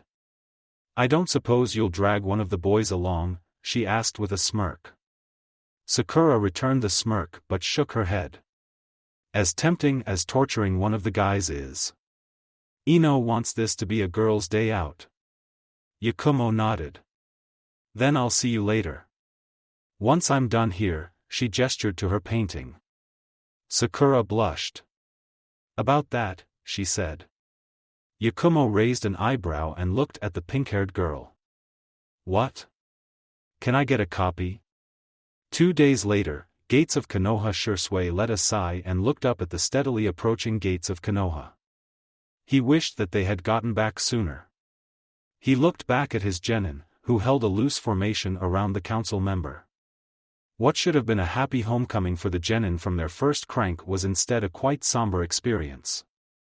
Even the council member, Iguchi, seemed a little less energetic. The bottle of wine he normally had in hand was missing, and a natural expression was set on his face. Shursui had not expected their first crank to end like this. But he supposed it was his own fault. 2 days earlier, road to Konoha. The members of Team 11 had left the capital about 6 days ago, with them a member of Konoha's civilian council. Naruto was surprised that the man named Iguchi turned out to be a friendly, easygoing fellow.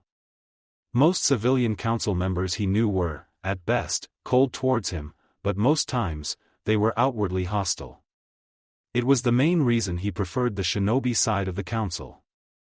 Iguchi here proved to be anything but. So let me get this straight, Naruto said. In your clan, it was a little strange referring to a civilian clan, as he always associated clan with shinobi. There is this tradition where at the age of, what? 8? Iguchi nodded. 8, he confirmed. 8, Naruto said. At 8 years old your clan has you drink your first bottle of wine. That's just weird and kind of crazy. Won't that be bad for them? I mean, there are lots of adults who can't handle the stuff. I'm not sure how well a kid can. Iguchi smiled at him, the kind of smile that people did when they knew something that others didn't. Naruto noticed that Shursui had the same smile on his face. Well, mind you, Iguchi replied. The bottles we give are small. Kid-sized if you will. They shouldn't drink any more than a glass or 2. Plus, we use one of our weaker varieties. So even a kid should be able to handle it. But even then, he trailed off for a second as he took a sip from a drinking saucer in hand. Well, let's just say that it is not much of a concern for members of the Iguchi clan. Naruto gave him a curious look. How so? He asked. Iguchi looked at him for a moment before he waved him off. I'll tell you another time, he said. Perhaps when you decide to visit the Yuzu district. I would be more than happy to show you around. Naruto nodded. Unhappy that he didn't get a straight answer from the man. But he understood the desire to keep things close to one's chest. That would be nice, he admitted. Ever since he learned about the Yuzu district and its people, he had been asking the man non-stop about them. For the longest while, Naruto had thought he would be the last Uzumaki until he had kids. In a way, that was still true. But he had an opportunity to connect with people who came from the same village his clan controlled. He could learn more about his clan from them than he ever thought possible. He could know the kind of people the Uzumaki clan were and what kind of beliefs they held. Perhaps even learn more about the history of the Uzumaki. Now he wasn't holding out any hope of learning about any of his clan's secrets, which he knew would be hoping for too much. Even still, what he stood to learn was enough for Naruto. Who knows, he might even meet someone who is old enough to have met a member of his clan. Naruto was about to ask Iguchi more about what he knew when he caught sight of something that drew his attention. Naruto looked over at Shursui. Shursui-sensei, he said. We have a problem. Shursui looked at him with a look of concern. Yes? He said. What is it? Bandits, Naruto said. There are bandits waiting on the side of the road. Later, following Naruto's little announcement, they set up a small camp. Firstly, to keep council member Iguchi safe, and secondly to decide what to do next. Shursui had his hand on his chin as he tried to think through everything Naruto told him and his team. They must have set up here recently, he said. Probably in the last couple of weeks. Otherwise, we would have encountered them on our way to the capital. Iguchi nodded. He was sitting nearby watching the team's meeting. That would make sense, he said. So, what do you plan to do about them? That was a good question. What were they going to do with these bandits? Shursui looked at his genin, who looked at him for answers. Truth be told, he had already come to a decision regarding the bandits. He just wondered if his genin were ready for it. Firstly, let's go over what Naruto discovered about them one last time, Shursui said. Naruto, were you able to find where their camp is? Naruto nodded. Yeah, I did, he responded. It's not too far from where they are now. Shursui nodded. Okay, good, he said. How many are waiting for us on the road? And how many are back at the camp? Naruto looked through his eyes, counting off how many of the bandits there were. I'd say around a dozen are waiting by the road, split between either side, he said. Then about half as many back at their camp. It's not a very big one either and doesn't appear to have much in the way of valuables. Sasuke nodded. So, it's like Shursui said they must have recently set up, he said. They may even be a new group that sprung up. Shursui nodded. That would be my guess as well, he said. They shouldn't be too much for us. This was when Iguchi chose to speak up. What I'm wondering is why they set up so close to Konoha, he said. Doesn't seem like a very good place. They're probably hoping to catch clients on their way to the village, Hinata suggested. And maybe even targeting some of our trade. Good detective work, Hinata, Shursui said. Of course, there is the possibility that they may not be fully aware of how close they are to Konoha. They did manage to set just on the edge of our patrolled perimeter. Iguchi nodded. Either case, he said. I imagine they are about to find how bad of a mistake they've made. Correct? Shursui nodded. Indeed, he said. Shisui Zensei? Hinata asked nervously. What are we going to do about the bandits? Do we go around them to protect the council member? Shursui shook his head. Negative, Hinata, he said. Even if our is to protect Iguchi here, he gestures to the man, who nods back. They'll still target anyone coming to or from the village. No, we have to try and take them out here, he looked over at Iguchi. Iguchi-san, you can stay here until we eliminate the bandits. One of my students can stay to protect in case the bandits pull something. Iguchi looked like he thought about the offer before he shook his head. No, that won't be necessary, he said. In fact, having me around may serve to draw them out. I doubt they would attack a group of shinobi. Not without a good reason. Shursui frowned. You sure, he said.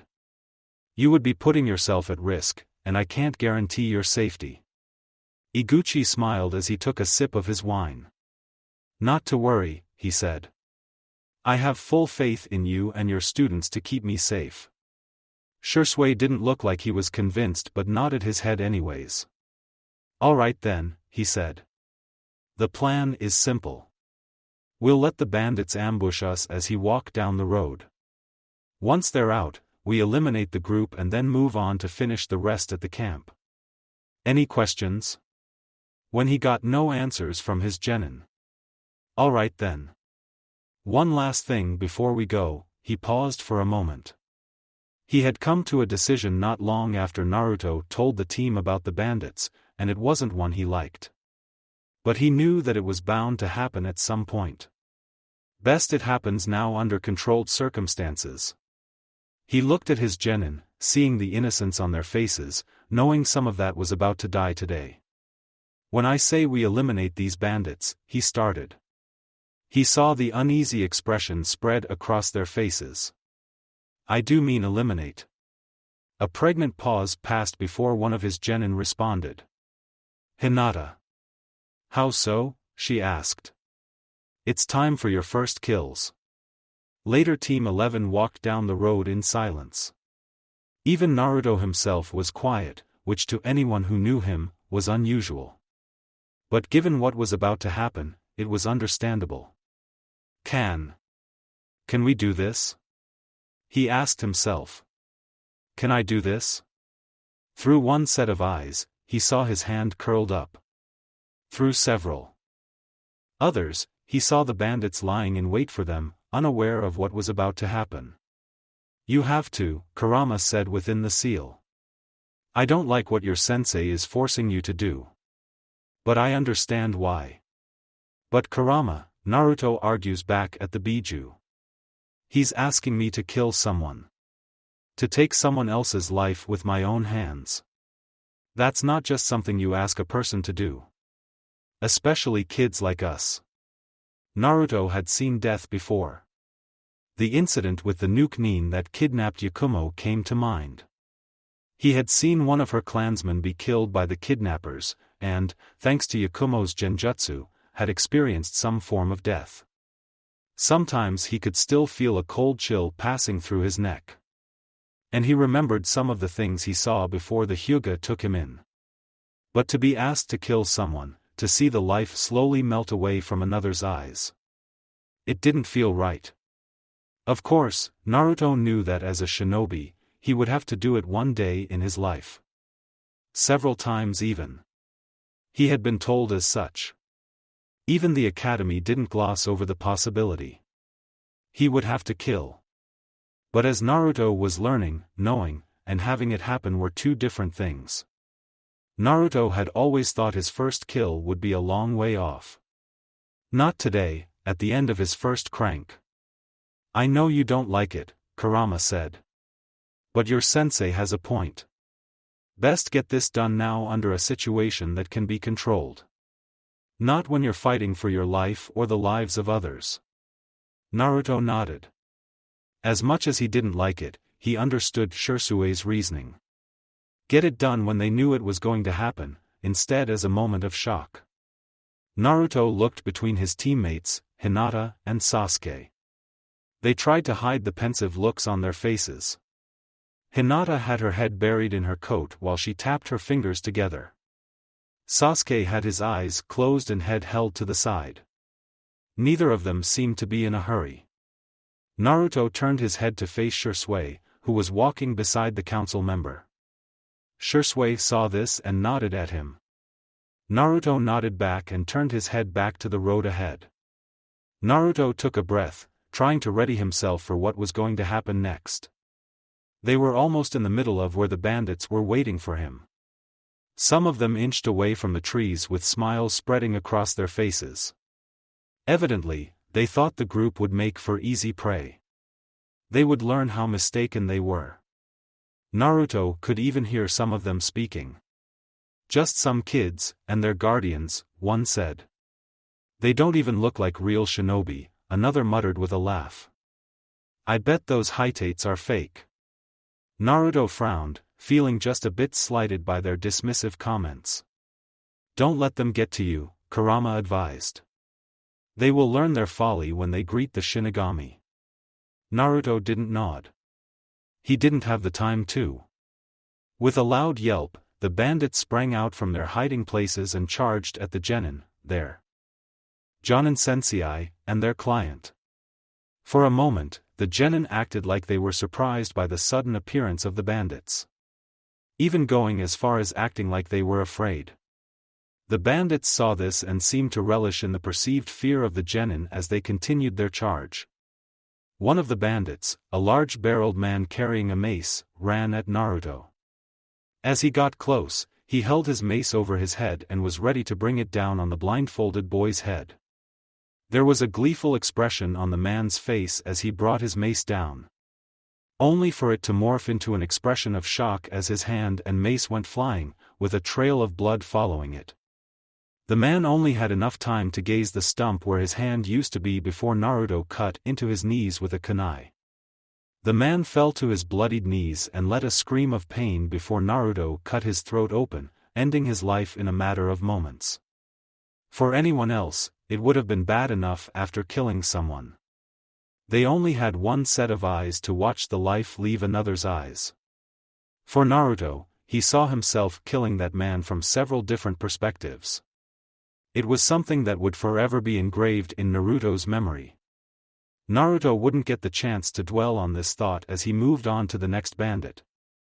4 others had already been killed. One from Sasuke as he leaped behind the man and plunged a kunai into the back of his neck. Another from Hinata as she slipped into the man's guard and sent a juken strike to his chest, causing him to cough up a blob of blood before he toppled over.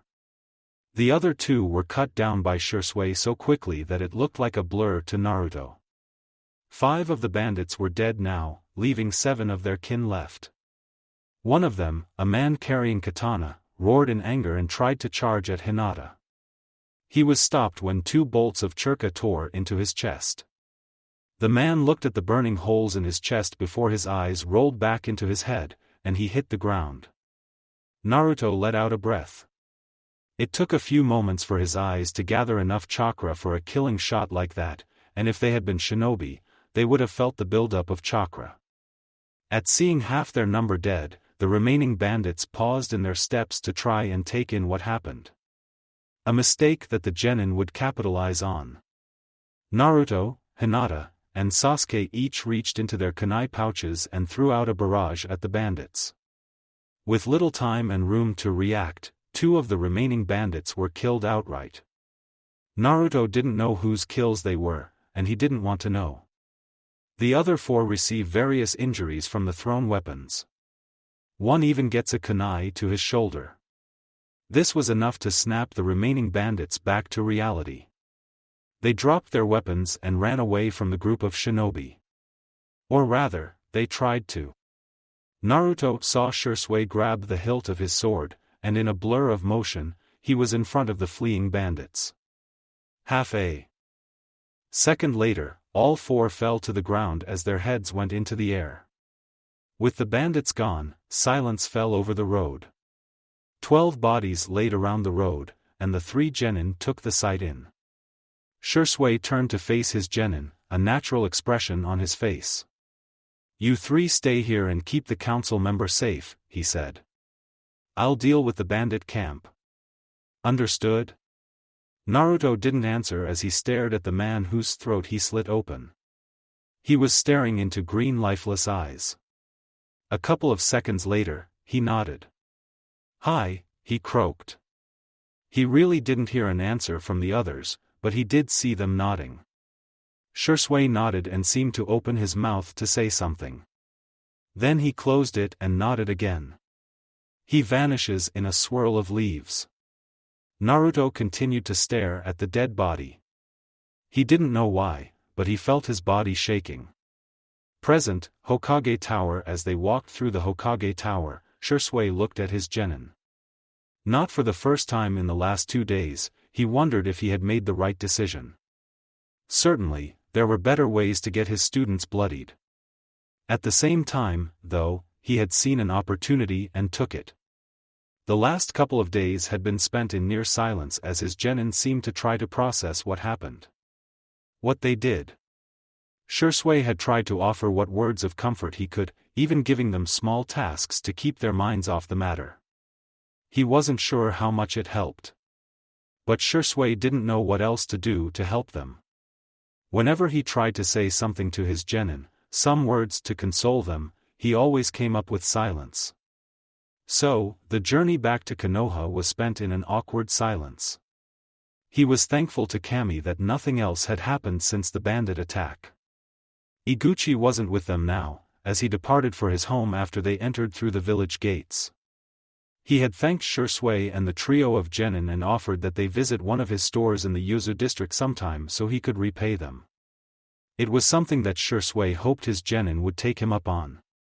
Particularly Naruto, that boy deserved to have some connection with his deceased clan. "The Hokage will see you now," a clerk said.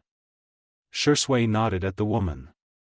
"Thank you," he said, and was about to step into the Hokage's office when he got another look at this genin.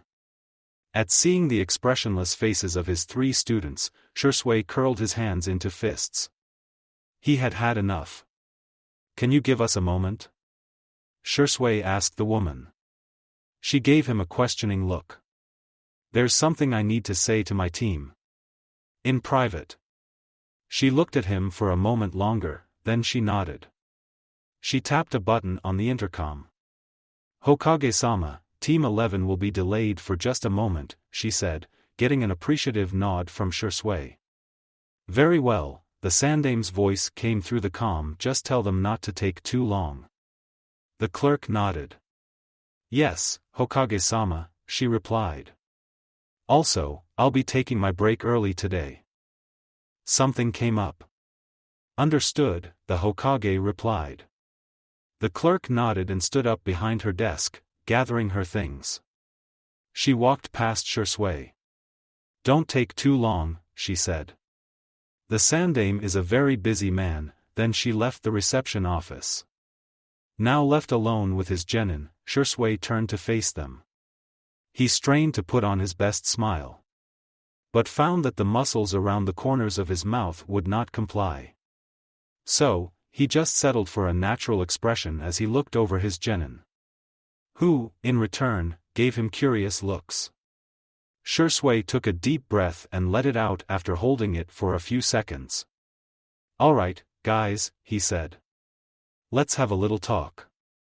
Have a seat over there, he gestured to the row of seats nearby. His genin looked at him wearily for a second before they each nodded their heads and took a seat. Shursui stood in front of them. Look, I know these last couple of days have been difficult. That was probably an understatement. I might even have pushed you too far as your sensei. No, you didn't, Shursui-sensei, Naruto said. We understand why you did it. The bandits needed to be stopped, and he trailed off. And we needed, he paused again. We needed to get bloodied, Sasuke finished for him. Hinata, next to Naruto, nodded. Shursui nodded. I'm glad you understand, he said. But still, I felt like that maybe I should have waited. Give you guys a little more time to get used to being shinobi and being on a team. Then he would have asked for a mission where they could get their first kills. Likely a bandit elimination mission or a simple assassination. That might have been the better course of action. Shursui mentally shook the thought off.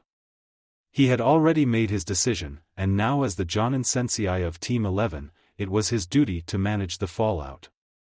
What the three of you experienced a couple of days ago is something that every shinobi experiences, he said after a moment. And what usually follows? Look, I don't care what some textbook says or what some of the older shinobi say, his mind went to a certain warhawk. Killing is not an easy thing, and it should never be. We know that, sensei, Naruto said. It's just that, he paused. These were our first kills. It's just a shock to our systems, I guess. Slowly the other members of the team nodded. I know that, Shursui said. I remember my first kill and quite vividly, considering I had my Sharingan on at the time. He saw Sasuke visibly flinch. Though even without it, I think I would remember every detail. Hinata was pressing her fingers together as she spoke. What happened? Shursui took a breath as his mind easily drew up the memories of his first kill. I won't go into the specifics. My team were on a crank, not our first, mind you, but it was supposed to be a simple escort mission for a merchant convoy. He learned not everything went to plan on that mission. We were attacked by a shinobi squad from another village, I don't remember which. They weren't with any of the big five. A jonin and 3 genin. A lot like us, Sasuke said. Shursui nodded. It's a widely used formation, he said. I think they were a team was as new as mine was. I couldn't really tell. It was just a feeling I had. Anyway, they broke off to fight us one-on-one. Their Jonin Sensei went after ours while we each took one of the genin. I ended up fighting a boy around my age, maybe a tad younger. He wasn't half bad. Gave me a couple of good scratches and bruises. At some point, we ended up on the ground, with him on top of me. We struggled for a bit, neither one of us getting the advantage. That is until the guy reached for a kunai. Shisui crossed his arms as the memories returned as vivid as ever. I didn't know if he was going to kill me, if he just wanted to keep me pinned down, he continued with his story. Not that it makes much of a difference now. Instinctively I reached my hand out for anything that could help me out. I grabbed something, and I swung in. It was a kunai that had been discarded during the fight, and I had plunged it into the side of his neck. Shisui could remember the feeling of the boy's blood pouring out from the side of his neck and dropping down onto his face. He remembered how warm and heavy the droplets of red were. Shisui breathed in through his nose. I can remember clearly the expression on his face, he said, eyeing his genin and gauging their reactions. It was one of shock and surprise. Like he couldn't believe what had happened. Admittedly, I had a hard time processing it as well. Then after a moment, he just sort of tipped over and fell off me. His genin were watching him close, probably waiting for their sensei to continue. When he didn't, one of them spoke up, Sasuke. How did that feel? He asked. Killing someone for the first time like that? Shisui crossed his arms and tried to recall how he felt in the aftermath. To be honest, he started. I felt numb for a while after that. I didn't really feel anything for a while, not until my team got back to the village. I think the shock of it hadn't set in yet. Sort of like what's happening with you three. Sasuke nodded and remained quiet for a while. To Shisui's surprise, it was Hinata that spoke next. Shisui-sensei, she said without a stutter. Strangely, he had expected her to be doing that. When the shock did set in, how did it affect you? How? She paused for a second. How did you learn to live with yourself after that? Shisui nodded, knowing where the young kunoichi was coming from. If you're thinking that I just got over it somehow and that everything turned out fine for me the next day, he started. I hate to bust it to you. But that was not what happened. I shut myself out for a long while and didn't let anyone near me because I was afraid would hurt them. I didn't pull myself out of that state by myself, and it wasn't something that happened overnight. You had help? Naruto said. I did. Shisui said. Despite that, I tried to shut others out. A lot of people wanted to help me. My teammates, my friends, my family, and even my counselor. It took a fair bit of effort, but they got through to me and helped me through it all. So, if you want my advice, don't shut the people around you out. You have your friends, your families, and you have each other. Konoha also has counselors for this type of thing. I can even see about getting a Yamanaka to help you. They're good at this sort of stuff. Then finally, there's me. He looked at his genin to make sure they were listening. If you want to talk about it, you can always come to me. You get that? Naruto, Hinata, and Sasuke looked between him and each other. We do, Shisui-sensei, Naruto said. Sensei, if I can ask a question or two. Shisui nodded. Of course, he said. Anytime. Does it go away? He asked.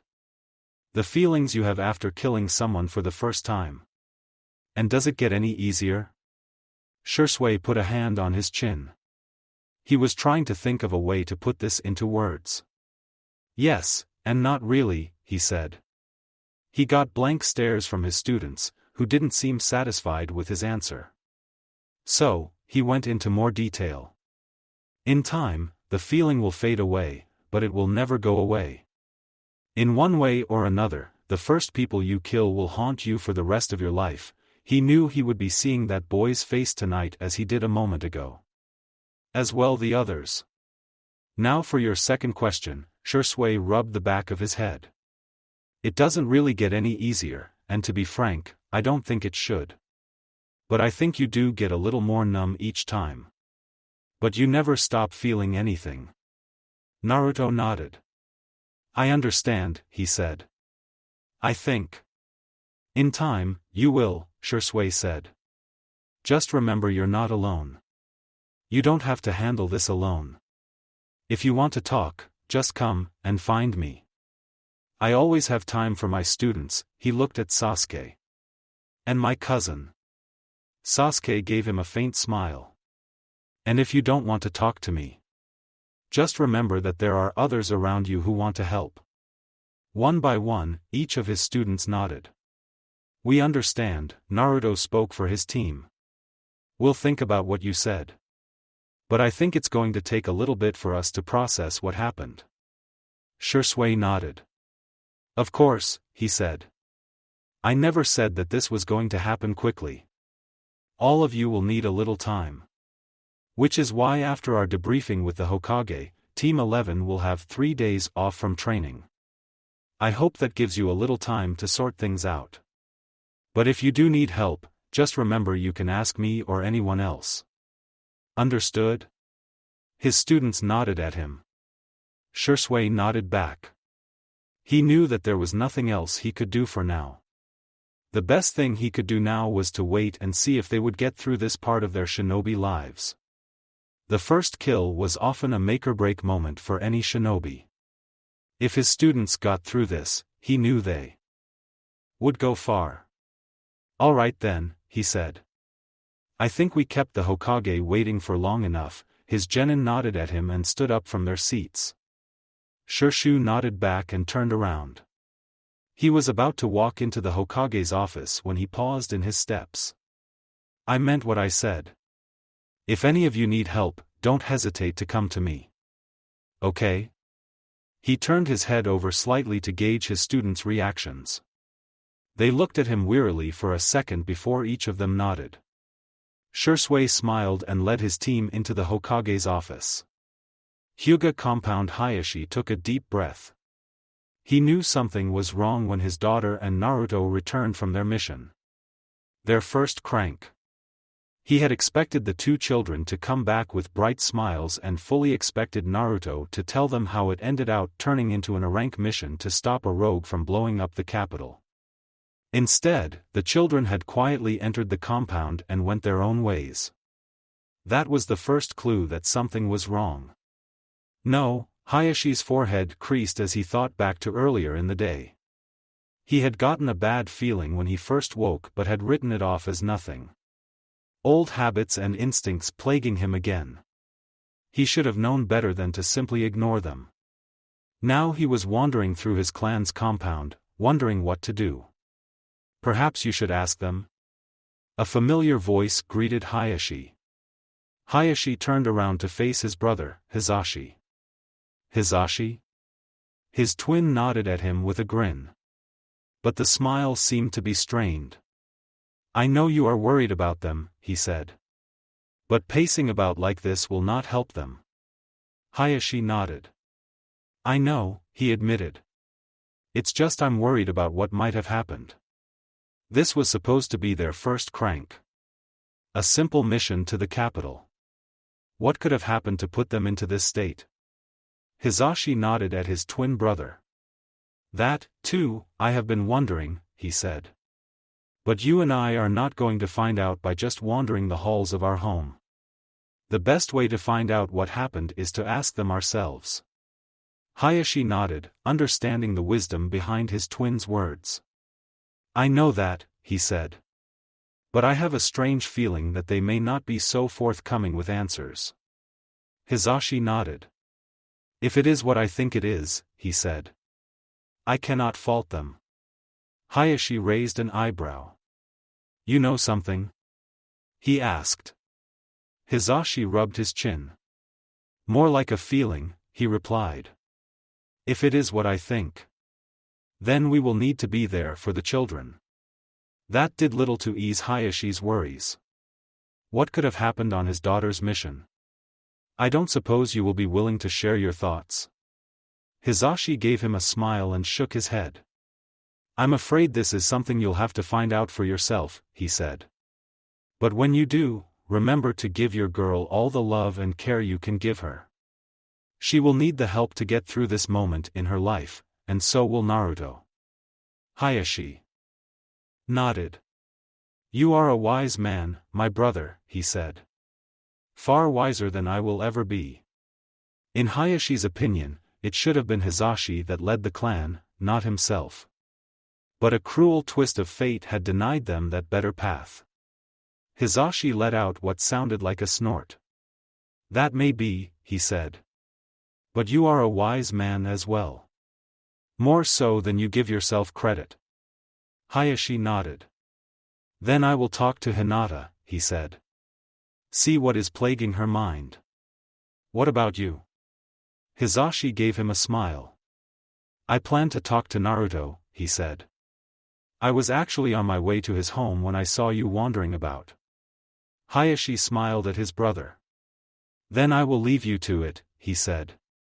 I hope you will be able to offer some comfort to the boy. As I will try to comfort my daughter. Hisashi nodded. Assuming that Sarasen hasn't beaten me to it already, he said. Good luck, Hayashi. Hayashi nodded at his brother. The same goes for you, too, he said. The two brothers bowed to each other and went their separate ways. It did not take Hayashi long to reach his daughter's room. He was not at all surprised to see his wife standing outside the door. Hitomi looked at him with concern in her eyes. Hayashi-kun, she greeted him. Hayashi smiled at his wife. Hitomi-hime, he said to her. I guess we had the same thought. Hitomi nodded at him. I was worried for her, she said.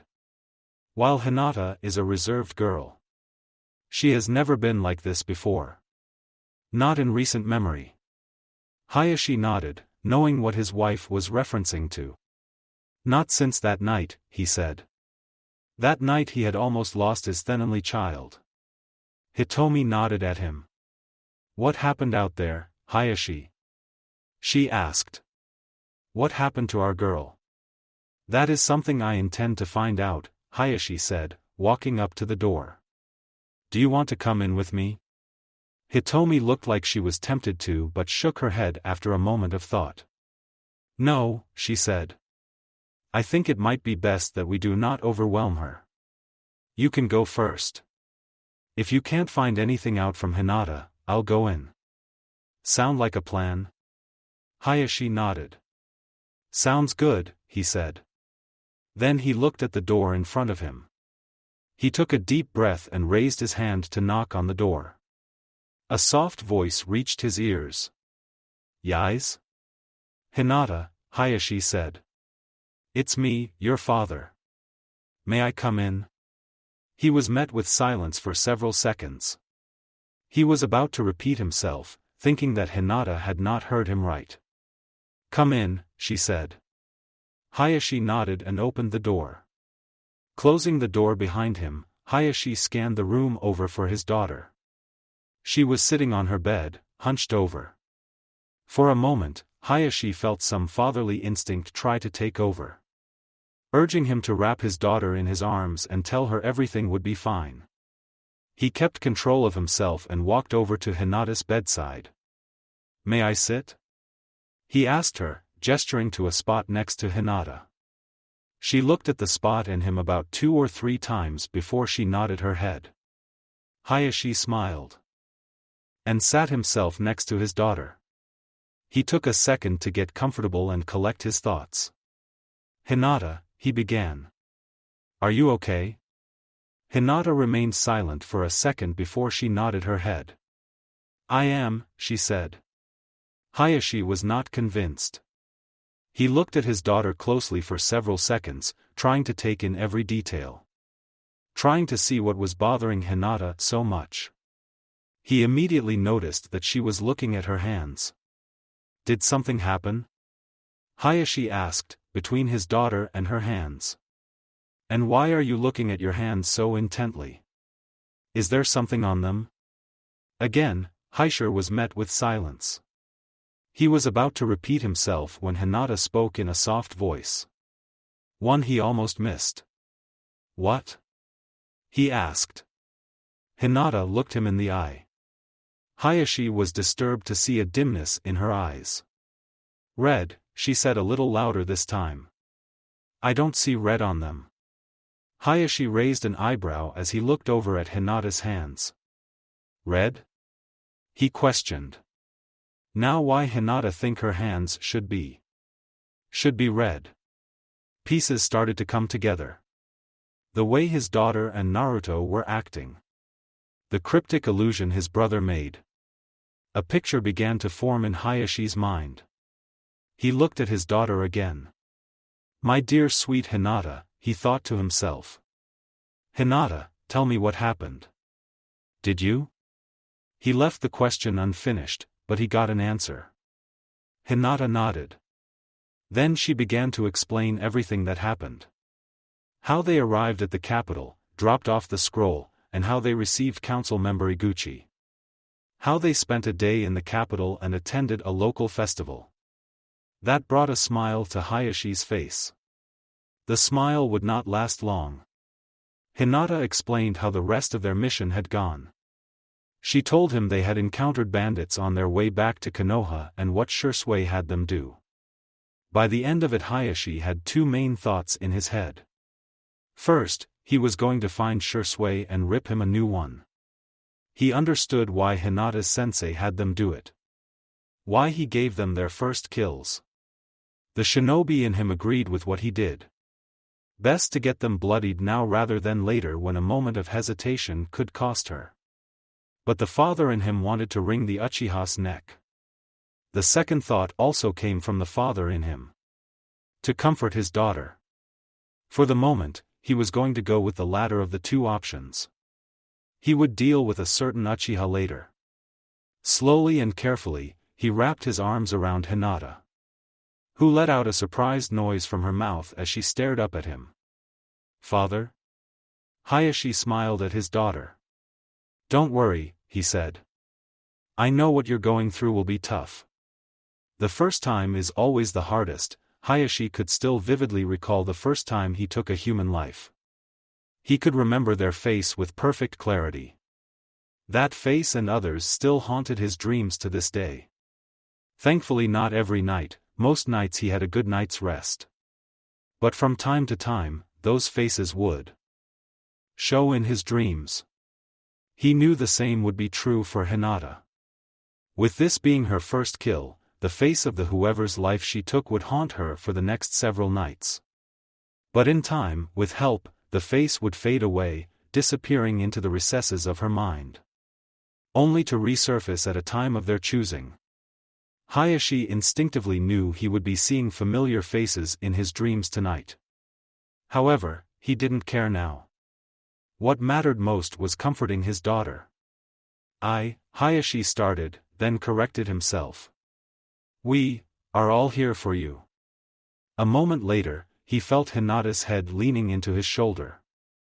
Soon after, Hayashi felt his shirt becoming wet. Naruto saw Sarah well before he heard her knocking at his door. He wasn't surprised by that, though he was a little surprised when he saw Hizashi walking up to her. Knock. Knock. Naruto cleared his throat, wondering if he should let them in. He didn't want them to come in. He wanted to be alone. Come in, he said. Why? Because a part of you knows better, a voice said. He saw Sarah and Hizashi nodding at one another. They both walked into his room. Naruto was sitting out at the foot of his bed. The palm of his hand was stretched out with a pair of eyes floating above it. They were green. Naruto, Sarah said. How are you feeling? Not good, Naruto wanted to say. Good, he said. A frown tugged at the corners of Sarah's mouth. But it was quickly replaced by a warm smile. She sat down next to Naruto. Hizashi stood by the door, watching them. There was a caring yet concerned look on his face. Naruto, Sarah said. How are you feeling?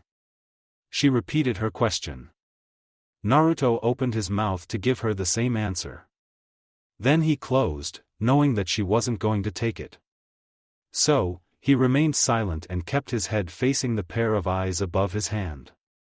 Sarah looked at them. For a moment, Naruto thought he saw something dark flashing in her eyes. Then it was gone. Those were his eyes, she said. Weren't they? Naruto jerked his head up in surprise. On instinct, he turned his head to look at Sarah, who was giving him a sad smile. How did you? He began to ask. Sarah's smile grew sadder. Naruto, she said. I have been a shinobi ever since I was your age. I've seen that look before. On others, like yourself. And I've seen it before as well, Hisashi said. On my brother's face, my son's, me included. Then he looked at Sarah. And I've seen it before on her face. Naruto hesitated to ask, but he did. What expression? The look of someone who has just killed for the first time, Sarah answered. It's not a look that you will easily forget. Especially if you have seen it many times before. Naruto nodded and turned his head back to face the set of eyes floating above his outstretched hand. We were on our way back to the village when we ran into some bandits. Shursui-sensei, Naruto's voice suddenly dried up. But Sarah and Hisashi seemed to understand what he was going to say. I see, Sarah said. I think I can piece together what happened next. Then she whispers something under her breath. She probably thought that Naruto wouldn't hear her. I'll need to have a word with him. Then she shook her head and looked back at Naruto. So, was I right? She asked. Were those the eyes of the bandit you killed? Naruto continued to stare at the green eyes, or rather he stared at himself with them. I killed 2 bandits, Naruto answered. He saw a tug at Sarah's lips. But yeah, these were his. The first one I killed. I slit his throat open. Hisashi nodded. A clean kill, he comments.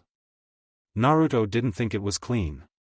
He could still remember the feeling of the blood on his hands, how warm it felt.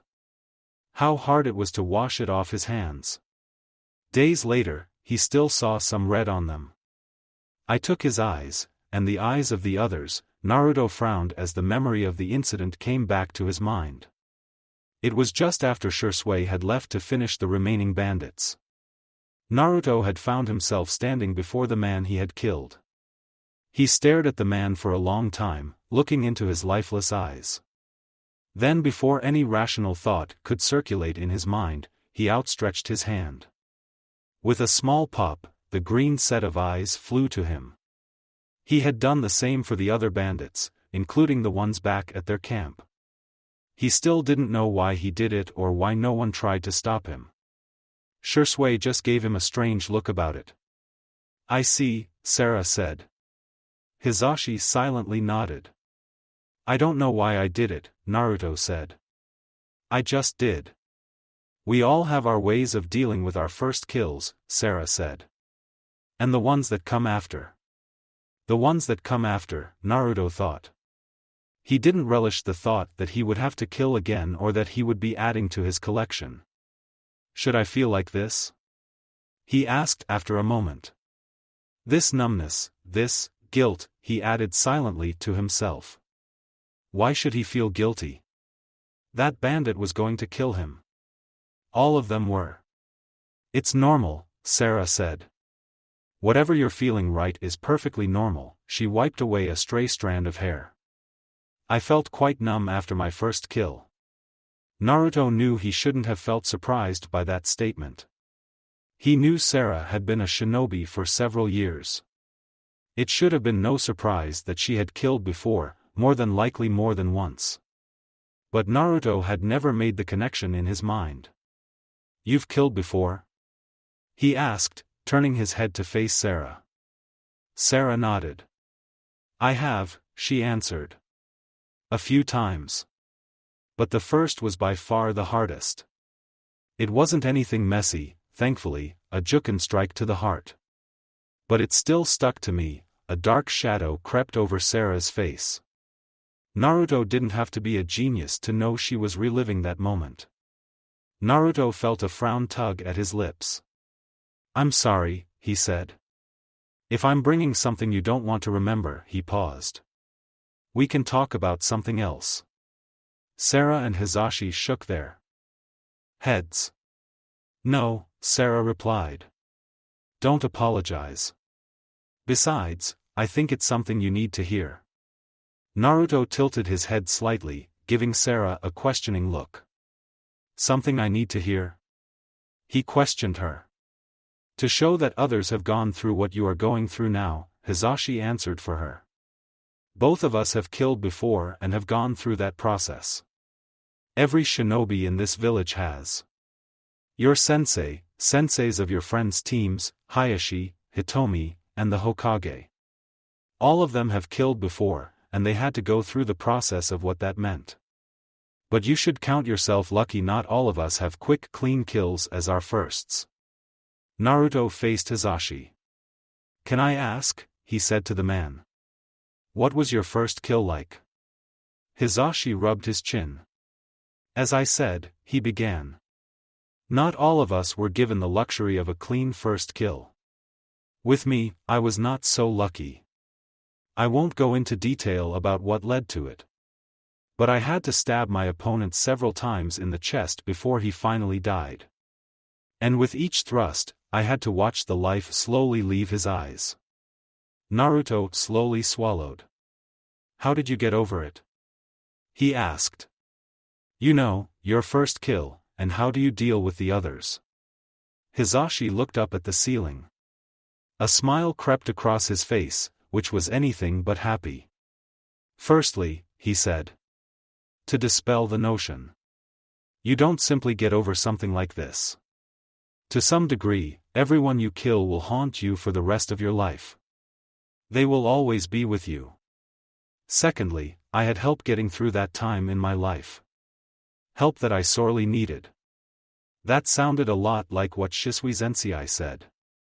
Shisui Sensei said something similar, Naruto said. He had help from his friends and family. Hisashi nodded. Then that is something we have in common, he said. For my part, I had help from my teammates, my wife, my sister-in-law, and from my brother. Naruto quirked an eyebrow. What about your parents, he asked. Didn't they help you? A frown appeared on Hisashi's face. Not by much, he said. Naruto was wise enough not to press on the issue. Either way, I could not get through by myself. That same went for me, Sarah said. I tried to close myself off from the world, tried to process it by myself. On the outside, I was a proper Hyuga. Calm, collected, and most of all, unaffected by what happened. Naruto really couldn't picture Sarah being like what was thought of as the proper Hyuga. At least not as they preached or what other people thought of a proper Hyuga. Certainly, Sarah had many of the qualities he attributed to a Hyuga. Calm, collected, cool-minded, and always the ones for etiquette. But not to the point where she came off as a snob. These traits she had were tempered by kindness, compassion, and understanding. In a strange way, Naruto thought Sarah might actually be the ideal Hyuga. But on the inside, it was a different story, Sarah continued. My teammates were the ones to see that. They helped me through a difficult moment in my life, something that my family failed to notice, that most of the clan failed to notice.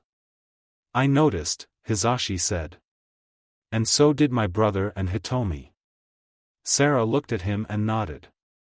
Then she looked at Naruto. Naruto, I do hope you realize that you're not alone. That there are people here who care about you and are more than willing to help. There are even those of us who understand what you're going through. Not just me and Hisashi-sama. But your friends, your teammates, and even your sensei. And I'm here, Kurama said from within the seal. All of us are. Kurama? Naruto asked but got no reply from the fox. Sarah wrapped her arm around Naruto. So, remember that we always be here for you, she said softly. Naruto smiled, feeling tears coming down his cheeks. Thank you, he said, leaning his head on Sarah's side. Sarah's arm around Naruto tightened. You're welcome, she said. Naruto nodded. They remained there for what felt like an eternity, the three of them. The silence was broken by Naruto's soft whisper. "Does it get easier?" he asked. "Living with yourself?" Hisashi nodded slowly. "It does," he said. "It won't go away, but it does fade a little each day." Naruto nodded, thinking maybe he could live with that. He took his hand back and let the green eyes float away from him. He could still see the flashes of memory. Of himself standing, bloody kunai in hand, and the darkness rapidly taking over. Forest clearing, so that's what happened. Sasuke nodded at Yakumo. He had come here hoping for some privacy and a chance to process everything. But had forgotten a couple of things. Firstly, was that he wasn't the only one that knew about this forest clearing. Secondly, someone was going to come looking for him. Yakumo had found him sitting on the hill overlooking the lone tree in the clearing. His hands had been grasped together in what Naruto termed his brooding pose. He had almost jumped when Yakumo silently sat down next to him. But she didn't say anything. She just gave him an understanding smile and looked out at the tree. So, the two had sat in silence for the longest time, both watching the tree. One was left to quietly stew in his thoughts, while the other waited for him to give voice to those thoughts. Then finally, Sasuke spoke to Yakumo. He told her about his team's mission. How at the end, they got their first kills. Yakumo had remained silent for most of the exchange, occasionally asking the odd question. Yakumo nodded. "I can see why you wanted to be alone," she said. "It's not something you can just think about and get over." Sasuke shrugged. "I just wanted to clear my head," he said. Alone. He hadn't even gone back to his clan's compound. No doubt his family was worried about him. "I can understand that," she said. "But you can't do this alone, Sasuke. There are people who understand what's happening and can help you." Before Sasuke could quill it, he felt a flash of annoyance. "It's not like you could understand," he said.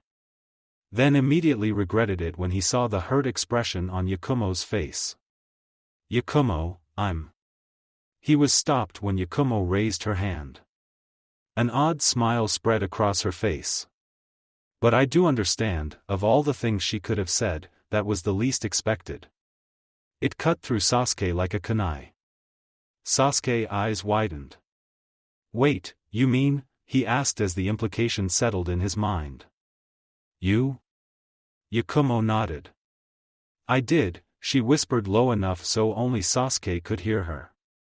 She looked up at the night sky. "It was about 3 or 4 months before my parents died. I was practicing my genjutsu, and well, you should know how things were back then." Sasuke nodded, remembering the creature that plagued Yakumo years ago. "It did something?" he asked. "The shadow?" Yakumo nodded. "One of my clansmen, an older man, was supervising," she explained. "That day, the shadow was particularly vicious. My control was tenuous at best." She pulled her knees in as her gaze went down the hill. "I tried to hide it, pretended I was in control." Yakumo was silent for a moment. "But I wasn't." Sasuke slowly nodded his head. "What happened?" he asked. He knew the clansman had died. He just didn't know how. Yakumo remained silent for what felt like an eternity to Sasuke. For a moment, Sasuke thought he had asked too much of the girl and was about to recant his question. "The shadow trapped the man in a genjutsu," she answered. "I don't know what all happened in it. I just know he was screaming and thrashing wildly. Cuts appeared all over his body, and his arms twisted around. Then his stomach opened up." Sasuke fought back the bile building up in his throat. "That must have been horrible," he said, unable to think of anything else. He had seen death before, witnessed his mother kill, and his clansmen turning on one another. But to see something like that, he couldn't imagine it. Yakumo nodded. "It was," she said. "After that, I suddenly found myself in my mother's arms. I didn't black out or anything. I was staring at the body of the man I killed, then the next, my mother's arms were around me. She cradled me as my father tried to cover up the body. Yakumo's voice had become hoarse. They both told me it wasn't my fault. That I wasn't the one to kill him. I couldn't sleep right for months after that. She looked at Sasuke. You see, Sasuke, I do know what's it like to have killed someone. And I know what it feels like after it. Sasuke opened his mouth to say something. But the words died before they could leave his throat. He closed his mouth and nodded at her. I'm sorry, he managed to whisper. I didn't know. Yakumo nodded. You don't have to apologize, she said. I never told you before. An awkward silence fell over the clearing. Sasuke was left with his own thoughts, with Yakumo being a strangely comforting presence. They were right, you know, he said after a while. Yakumo gave him a questioning look. What? Sasuke looked at Yakumo. Your parents, he explained. They were right when they said it wasn't your fault. You didn't kill that man. The shadow did. Yakumo looked at him for a long moment before she nodded her head. I know, she said, looking up at the sky. But it doesn't stop me from feeling the guilt. Just remember that there are people who want to help. Sasuke nodded. Like you, he said. Yakumo smiled. And your family, she added. And teammates as well. Have you tried talking to them? Sasuke frowned. No, he answered. I haven't. Yakumo nodded. Then maybe you should, she replied. Of all people, they should know exactly how you feel. Sasuke remained silent for a moment as he thought over Yakumo's suggestion. He knew she was right. His teammates were going through the same thing, and he hadn't been there. I'll do that, he said, resolving to make it the first thing he would do in the morning. Yakumo's smile grew, something that made Sasuke feel all right. Good, she said. I'm sure they could use the help. Then she started to chuckle. You know I'm a little jealous. Jealous? Yakumo nodded. Yeah, you have a team, and I'm still waiting for mine, she explained. It makes me a little jealous. You get to work with such amazing people like your sensei and teammates. You get to go out on missions. I want to be a part of that. Sasuke smiled and moved closer to Yakumo. I'm sure you won't have to wait long, he said. You'll get an amazing team, maybe her teammates and sensei would be as amazing as her. But somehow, he doubted that few could compare to Yakumo. And you'll be out on missions like the rest of us. Who knows, you might even get to team up with us. Sasuke thought that was a nice thought. Yakumo smiled at him. She leans her head on his shoulders, which felt nice to Sasuke. I'm sure you're right, she said.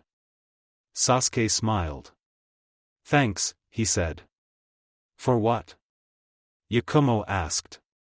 For helping me, he answered. I think I needed someone to talk to. You're my friend, Yakumo said. I would have done it for any of the others. Plus, you've helped me so much. I want to pay you back. Sasuke frowned a little. You don't have to pay me back, he said. What I did, what we all did, was because you were our friend. I know, Yakumo said. But I want to. Sasuke had no reply for that. So, he turned his attention to the night sky above them. Yakumo, he said after a moment of silence. Yes? Sasuke felt his cheeks warming up. Can we stay here? He asked. Just for a little bit? I want to think for a little bit.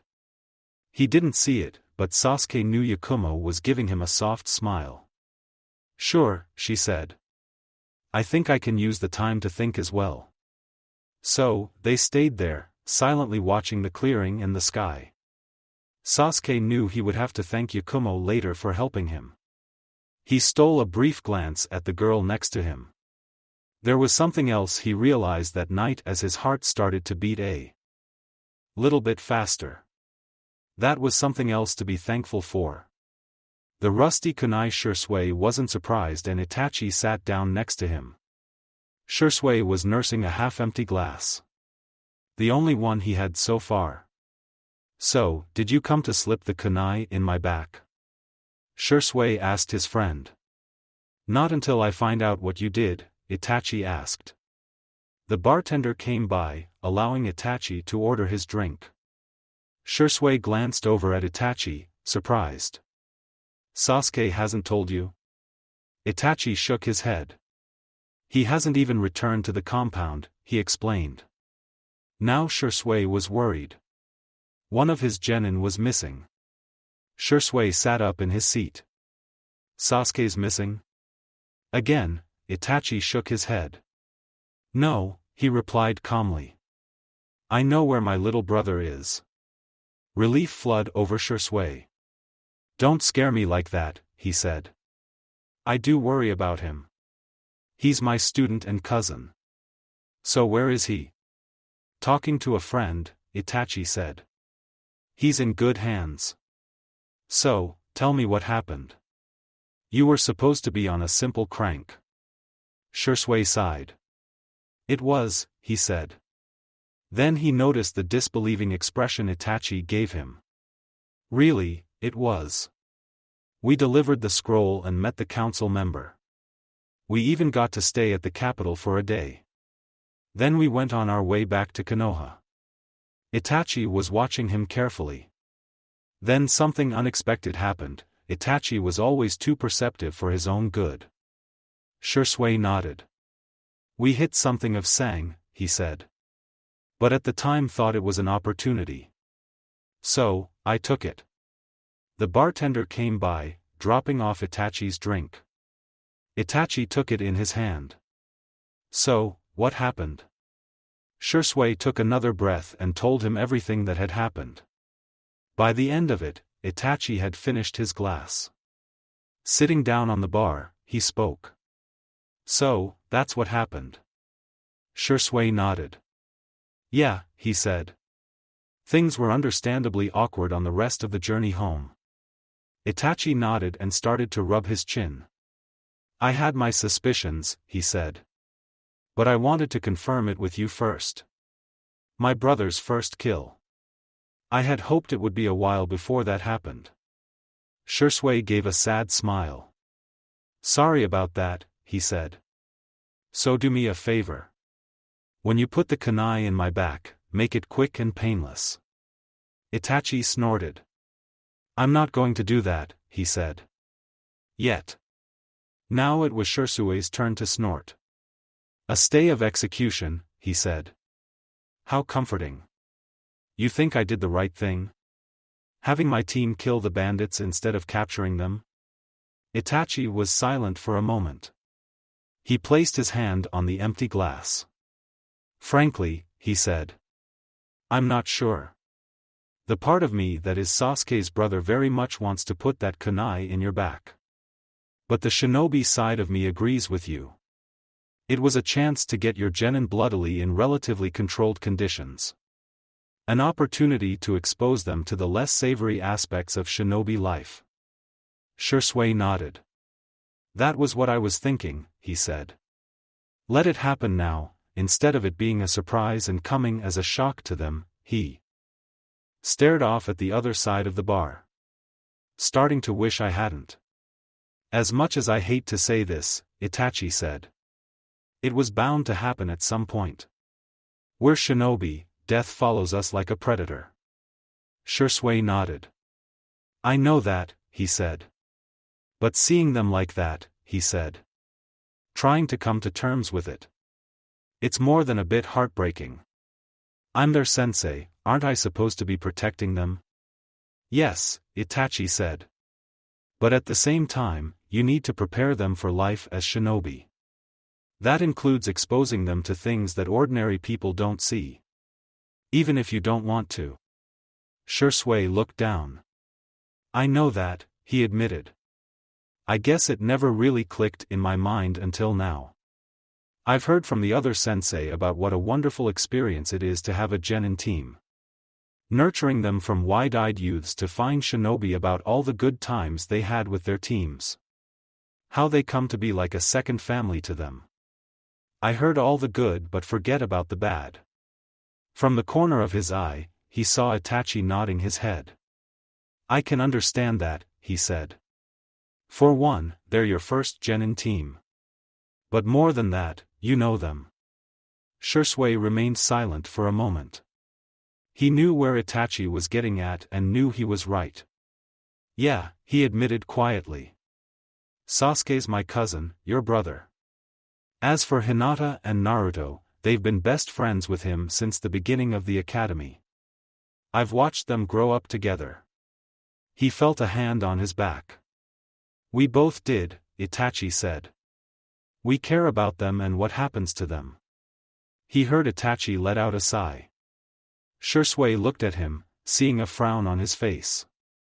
Which is why, in the end, I think you did the right thing. Shisui swallowed. A part of him wanted to argue with Itachi. He put that side aside and nodded at his friend. I know, he said. But it still doesn't make it any easier seeing the fallout.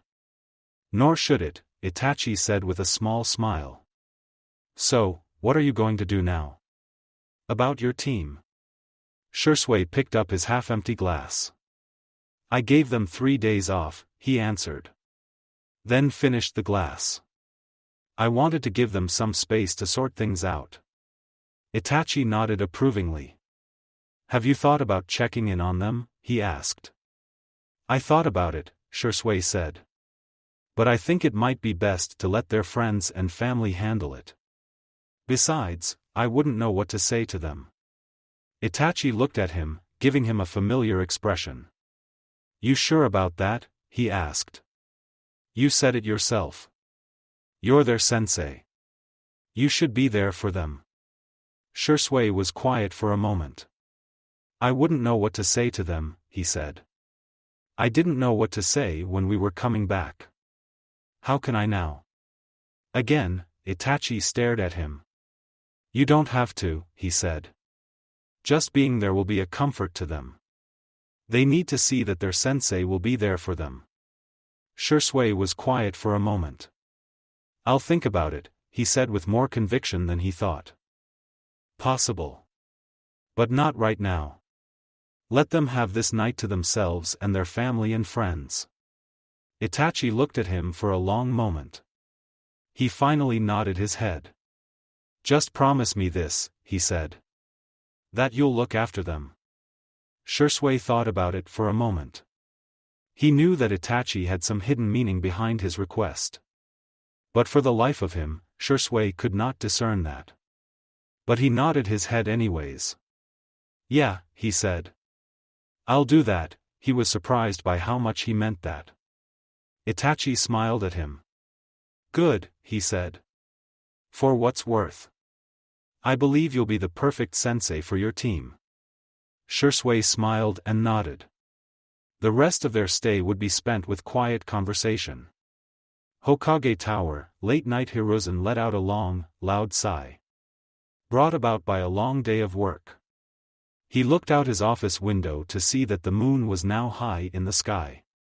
He had more than one matter of work to take care of before he would be off for the night. He heard a buzz on the comm to his desk. Hokage-sama, his aide said. Council member Iguchi is here to see you. Hiruzen took a breath before he spoke. Send him in, he said. A moment later, a familiar man walked into his office. Predictably, he had a bottle of wine in his hands. Hokage-sama, Iguchi said, bowing. A pleasure. The pleasure is all mine, Hiruzen greeted the man. Please have a seat. He gestured to the chairs in front of his desk. Iguchi nodded and walked to the chairs. I trust you had a productive day? He asked, taking a seat. He placed the bottle of wine on the table. Hiruzen smiled at the small jab from the council member. A very productive day, he admitted, rubbing the back of his neck. I look forward to a night's rest. Iguchi gave him an understanding nod of his head. Then I shall not be long, he said, pulling out 2 small glasses. But first, a quick drink? He placed the glasses on the table. Hiruzen took one of them. 1 drink, he said. He knew denying an offer for a drink from a member of the Iguchi clan was considered an insult to them. Plus, Hiruzen could use a good drink right now. Iguchi nodded and poured them both a drink. Iguchi held his glass in the air, and Hiruzen mirrored the action. To the continued prosperity of Konoha, Iguchi started. And to its Hokage. May he continue to guide us for many more years to come. They toasted and downed their drinks. Hiruzen placed his glass on the desk. Then he locked his fingers together as a serious expression morphed across his face. Now then, he said. What do you have for me? Iguchi nodded and pulled out a scroll from his robes. I think you find some of the things in here interesting, he said. Hiruzen took the scroll and began to read the contents. Particularly when it comes to the land of rice paddies and aim. Thank you for watching. I hope you enjoyed it. Make sure to like and subscribe, and don't forget to share this video with your friends. Guys, make sure to help the author by visiting the link in the description. This is Fox Sage, and I'm signing off.